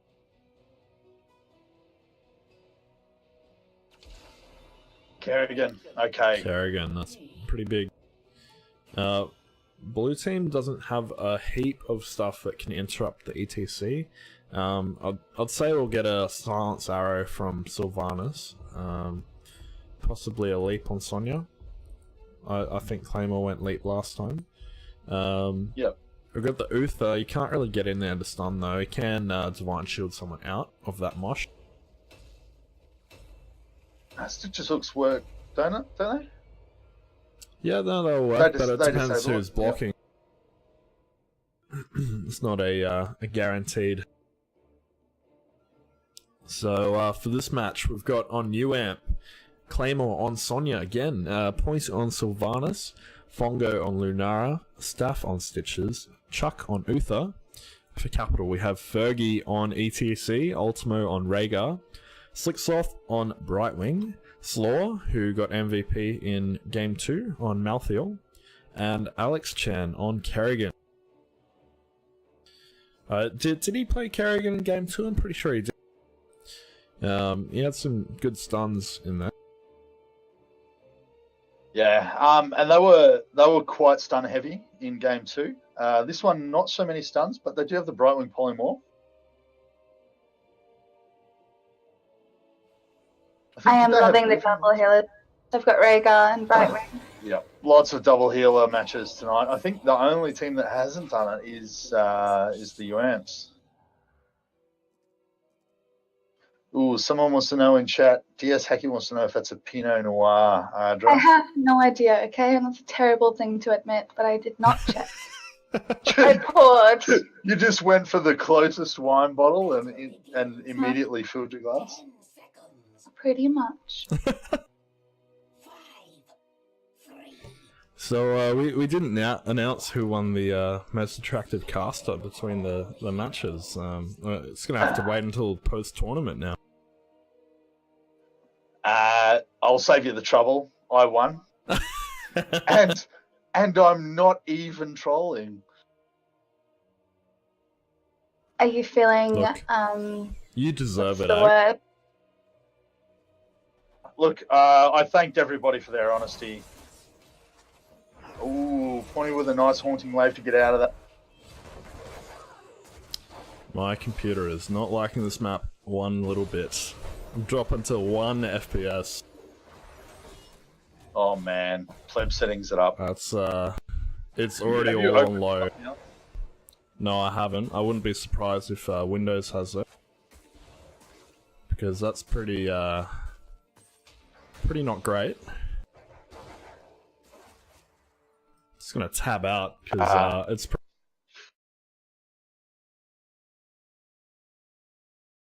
Formatting the computer should be your #1 priority this week.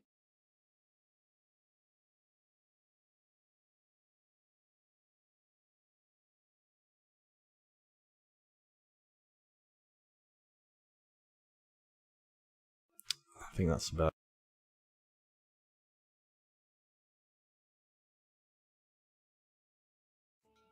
Back into the game now.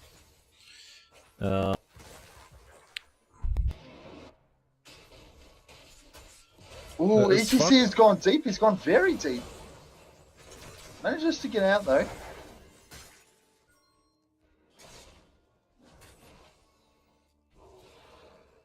Look, the UAMP's a little bit behind in the XP, but they had a chance to catch up just then with the whole red team going mid.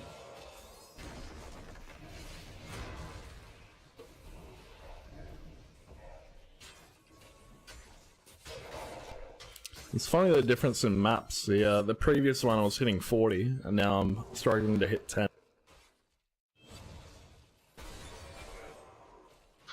We'll have to fix you up during the week. We'll sort out the webcams as well if Twitch isn't helping you. I mean, 14% shouldn't crack it, but it's not Well, helping. it's not the CPU. It's literally the graphics card. Like, Oh, in I don't know. game. yeah, in game. Like my CPU and everything's not capped out. It's literally the graphics.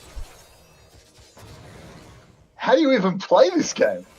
Well, it's fine when I'm not streaming, and I literally have not had this issue. Not like in-house. Pretty even so far on the levels. No first blood yet.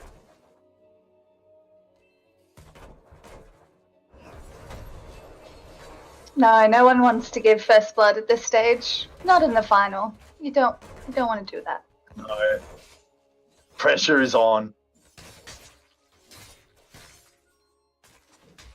Claymore doing well, nice and relaxed there. As long as the enemy minions don't die, you don't lose the XP, so it's fine if the enemy team comes up there and smashes your wave.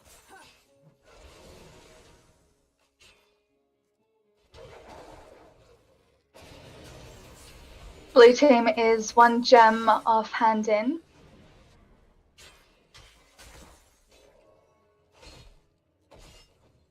And red team's got 2 to go. If they all go for a hand in now, Rhaegar's going to get that camp down bot though. It's going to be a little bit distracting. Chuck getting 6 in there.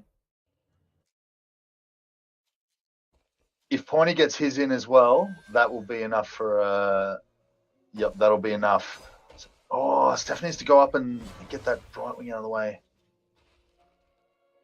Blackwing is going to tap before going back. Now, I could try switching scenes, just transition out and back in. Oh, you know why? You know, Ag, sometimes I'm forgetful. Alex will tell you this, What have you but done? I still had the video background running. Really? This is why I shouldn't be casting and producing at the same time.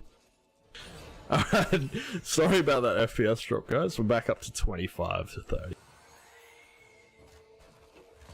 Wow. Wow.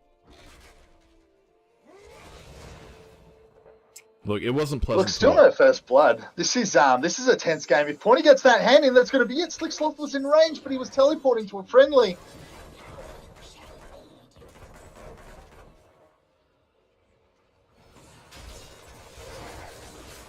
Oh, Claymore! Yep, finally First dropping. blood on Claymore, followed by Chuck.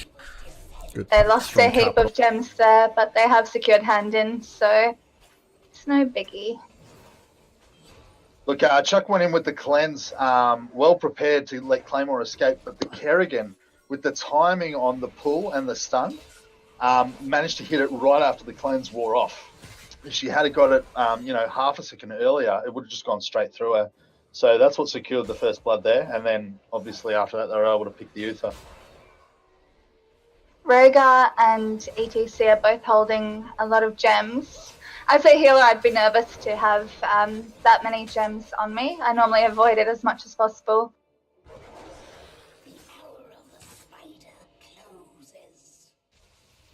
It's an extra target that you don't really need, but Rhaegar should be fine with his mobility.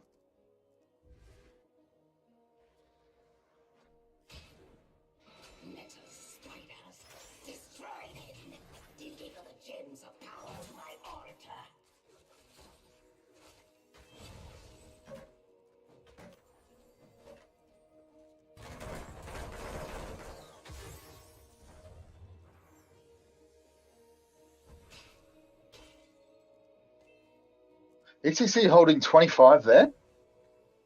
Don't want to lose that.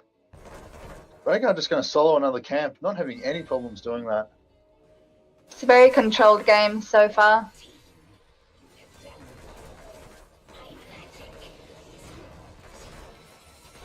Fergie holding that front line. He's been hooked by Staff. He's in trouble.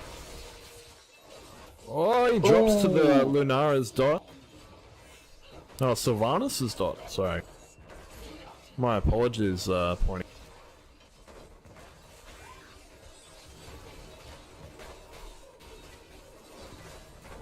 Maelstrom Ancestral Healing and the Blink heal on Brightwing. ETC and Malthael still to pick their ult.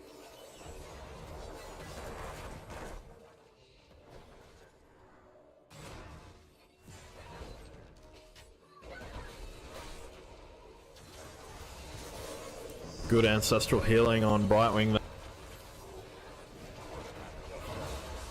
They're very So much deep on those problem. towers. They've got that spot.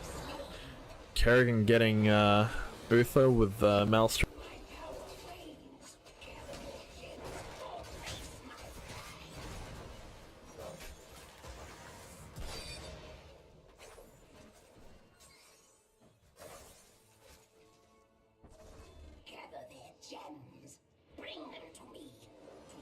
Red team getting a hand in up top. They're 5 off completion though. Yeah, they just Solid's want to drop about to them pick up before they another head off. 3.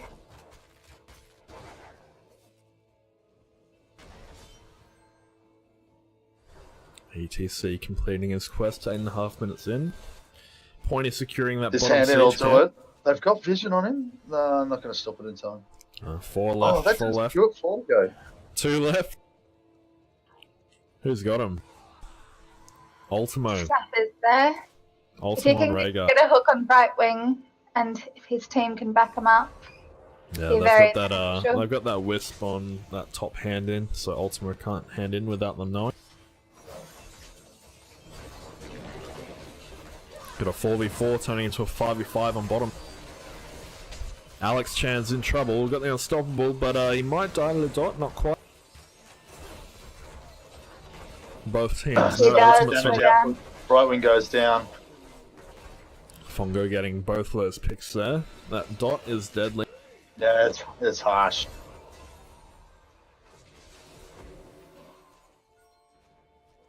Another thing as well with the Shadow Dagger, if someone's running away, Pointy can always Shadow Dagger someone at the front. There's a decent chance that it will just spread all throughout the enemy team to the person at the back anyway. You think you're going to get out alive?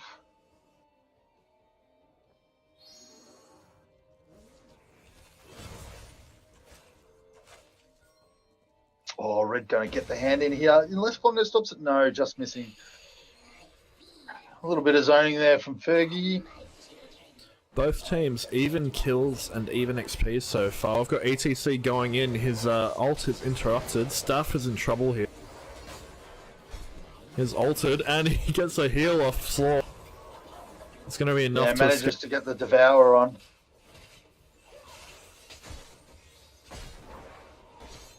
Red team going to push down mid with that spider. Both other lanes going to be a little bit behind.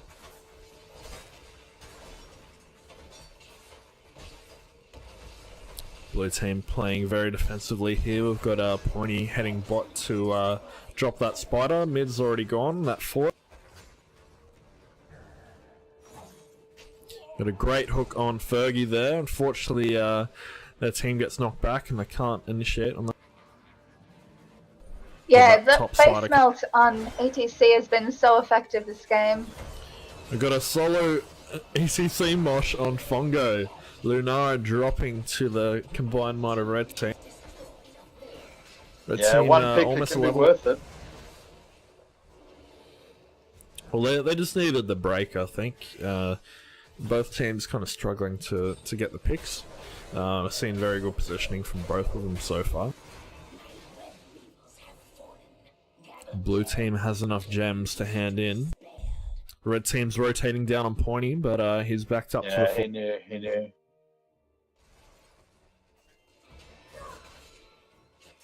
Ready to form again. Return the gems to me.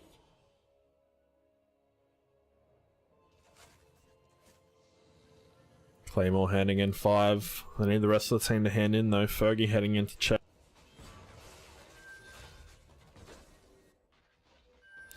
Alex and They need to get Slaw pointed somewhere. securing that bottom siege camp. Both teams securing their bruiser camps at the exact same time. Stuff not quite connecting with that hook. Blue team securing the web weavers. It's gonna push hard top. It'll defend bottom though. They're gonna either look to push down middle or top. Ooh, and the hook on the Malfael. He's gonna get the ancestral healing to keep him alive. The focus on the chuck is too great. Staff is running for his life right now. He's got 10 gems, which you don't want to lose. He does go down to the force that is red team.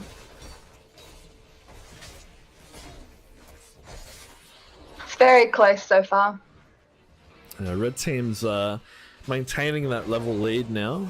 They're about to get that level 16 talent. A bit more of advantage on blue team. They're going to want to engage after those spiders are down. Focusing the chuck, the Uther was the right call there.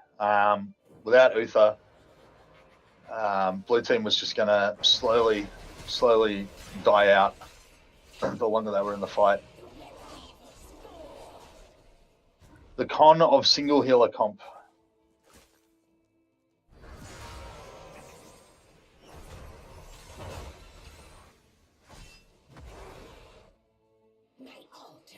Red team does have the building advantage right now. 2 forts down on the blue side, none yet on the red one, but those bottom 2 forts are looking a bit run down. Run down. Run down. No mule to heal them up this game.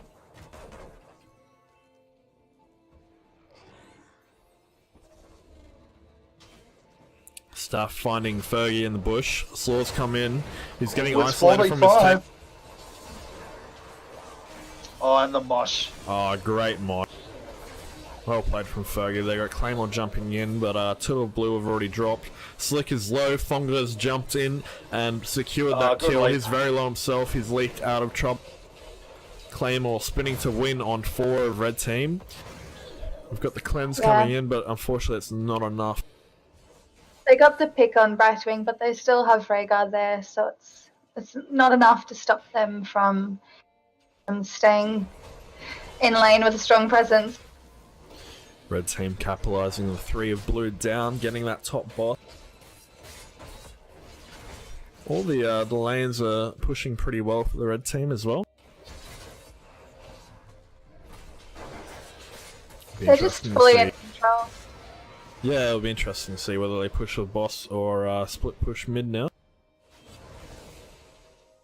I think they'll finish off that spider hand in, and then go from. It looks like they're going to push with it.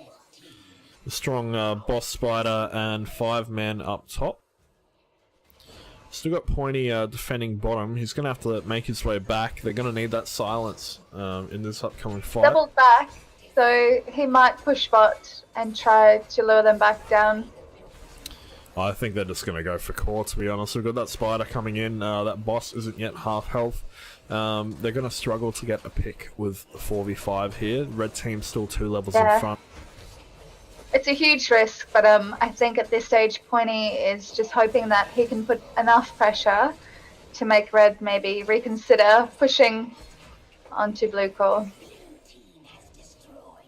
He's popped that forward. I'd be surprised if he doesn't go back now. He's trying to find a place to port. He's porting back now. We've got stuff running through them with his ultimate. Unfortunately, it's not enough. He just doesn't quite make it to spawn. We've got Claymore leaping in. Ooh, and the silence to cancel the ETC ulti. No. It's still going to get the call, though. It's not going to be enough. It's going to be the game. Well played to Capital, taking out the Clash of the Clans 4-team tournament. Well played to UAMP, taking out second place.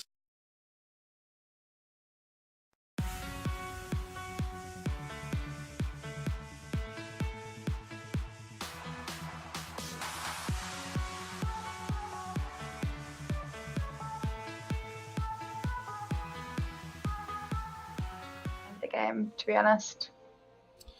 Alright, and we're back. How did you guys feel about that game? It's very close for a lot of it. All it takes is a bit of an XP lead, and it can snowball. Capital did very well on maintaining that level lead, rotating on the different mercenary camps and capturing the spiders at the end there to secure that win. You want to go first this time, Adra? I think she went first last time. I'm pretty sure I've been going first. I would love your input, Ag. Yeah, Ag. I mean, you're the most attractive of us, right? So yeah, surely, but surely your opinion matters the most. What an interesting concept.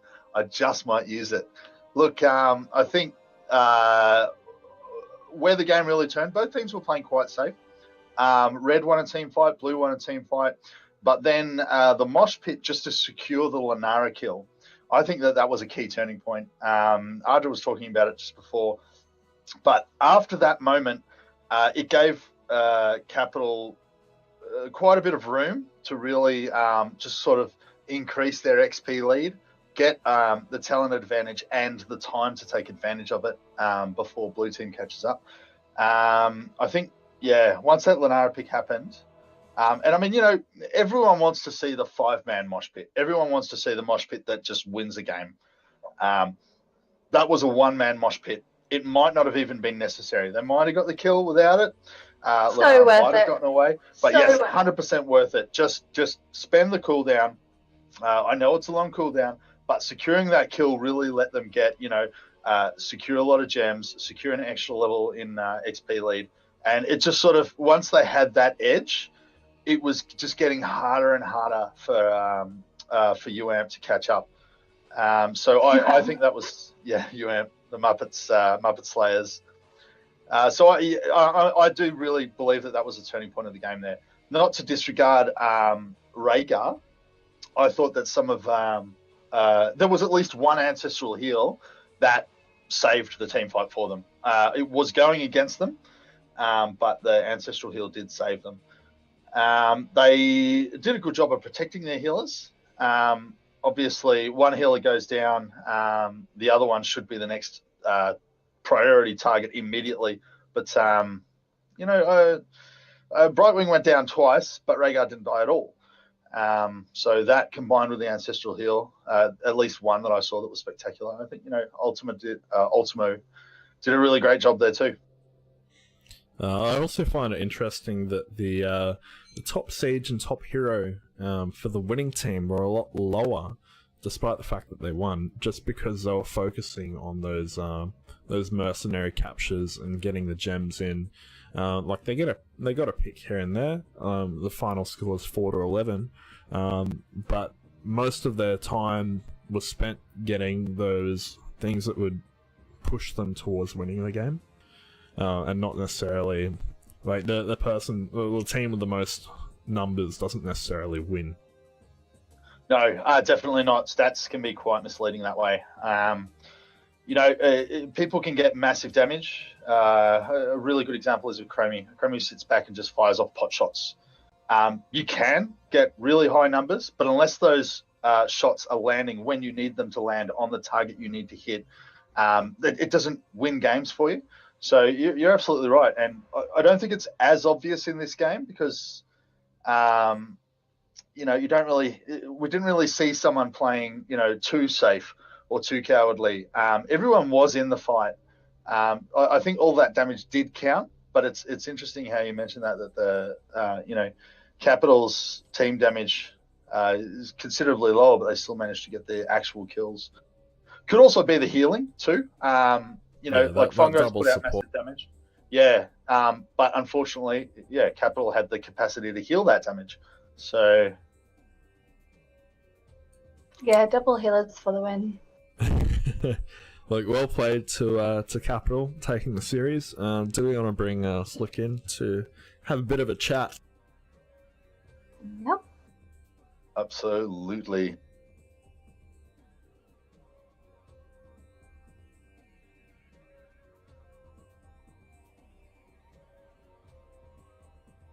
Psyching me up. Hello. Hello again. Slick, how you going? Good. Feeling good. How do you feel about that game? It was good. A good game yet again. Able to get in some comfort picks again to keep everyone happy. Well, it seems to have worked out for you, mate. Yeah.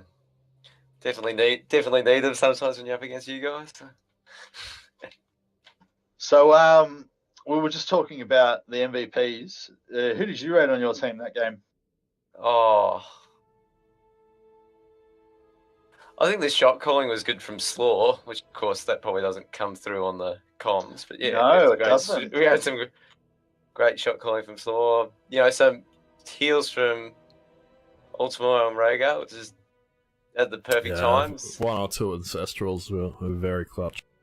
Apparently, I ruined an Ancestral. If that was some behind the scenes, apparently I ran away from one.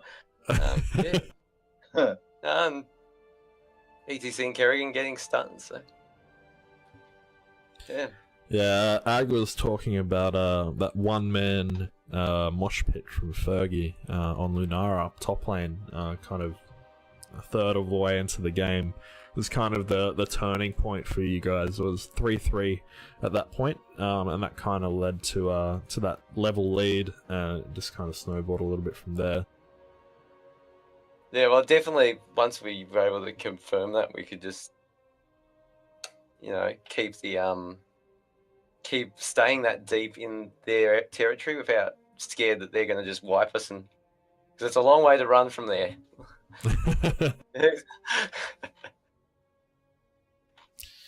We didn't actually talk about an MVP, Ag. Who would you think of? Who do you think deserves it this match? Well, I was looking at the ETC and the Rhaegar. I agree. Like they both had some great plays. Arja. Yeah. There were a couple of good dives there from Claymore, I thought, but they weren't really team fight turning. I think they were the right call, but I don't think it just really sort of won it for him.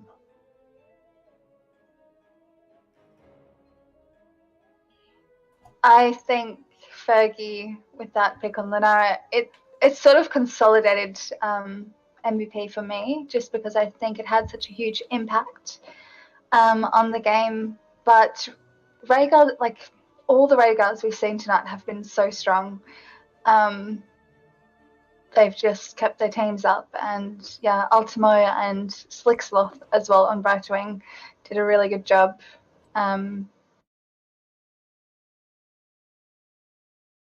But then again, I said that Mouth did a really good job.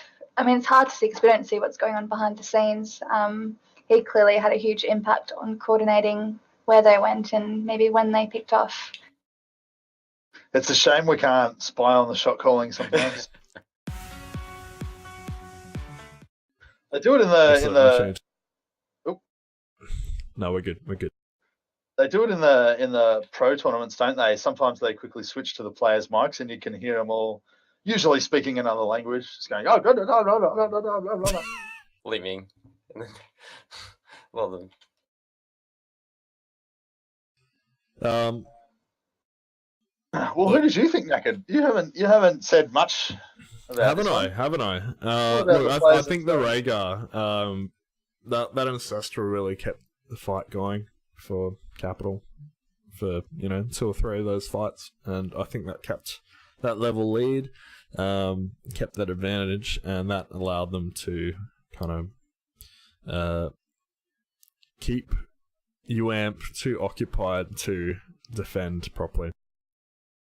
You know what I think? So we all picked either ETC or Rhaegar, but I think we're doing an injustice to Slaw, because Malthael wasn't a dominating force from our perspective, but as the shot caller, which we don't know about, it's sort of a little bit of an injustice here. I think so.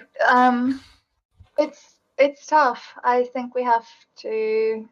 I mean, he played very well. Him and Kerrigan both. We haven't really mentioned, but they were pretty much all the damage for Red Team, and no deaths. I think as well with Malthael as well, as we found, was though he is an assassin hero, like the ult was getting popped in the team. He was almost in that warrior sort of level of Yeah, the brawl. Like when not calling it Muradin too, but like There's a lot of healing happening there. Yeah. Plus, you got 2 healers as well. So, yeah. Well, why don't we do it differently this time and give it to the shot caller? Yeah, Look, behind I'm the happy scenes. to give it to the shot caller. I think so. I think the shot caller should get more recognition. Yeah. I think to be recognised for helping your team in that regard is way more important than what we can see. There's a lot more going on behind the scenes than we're aware of. All right. Well, yeah. Congratulations, Slaw. I think that's his second MVP though. Did he get it the first time? Yeah, he got it in game 2. No, well that's bullshit then. No. Let's give it to ECC. Give it to Fergie. Hashtag Team Fergie. Team Fergie. Team Fergie, I reckon. Yeah, for the mosh pit on the Nara. Okay, we're going Team Fergie. All right, congratulations, Honourable. everybody. Congratulations, Slick. Congratulations, Capital. I think, as we always say, it's not a good mosh unless someone's there to kill Link. So That's right. That's true. That's right. Yeah, no, thanks everyone. Thanks the whole Onyx community for letting us practice on beating us a few times. Yeah, no longer though, hey? No, Reigning champion. I don't know. There's some scary teams in there. Are we gonna see you tomorrow? I don't know if we are. I think we are. All right, guys. So we'll wrap it up. Of course, tonight was hosted by Onyx.gg. Check out their comp teams. Always looking for a scrim. And Unreal Aussies, of course. We play a wide variety of games. Also play a HOTS in-house match every Monday night. Come along with some unranked draft style games. And you'll have some good fun. Thanks to everyone who was watching tonight. Thanks to Ag and Ardra. Apparently Ag's the most attractive caster, but it's still Voted up by for, the viewers, man. Voted by viewers. Still up for debate. I think he's gained a few fans tonight. And yeah, thanks for watching. And Thank you, we'll guys. see you soon. Awesome night of HOTS. Thanks, Naked. Thanks, Naked, for burning your CPU for us and for leaving the You're welcome, mate. background video on for us and everything. It was great. And ruining the first 3 minutes of that match. All right, thanks, guys.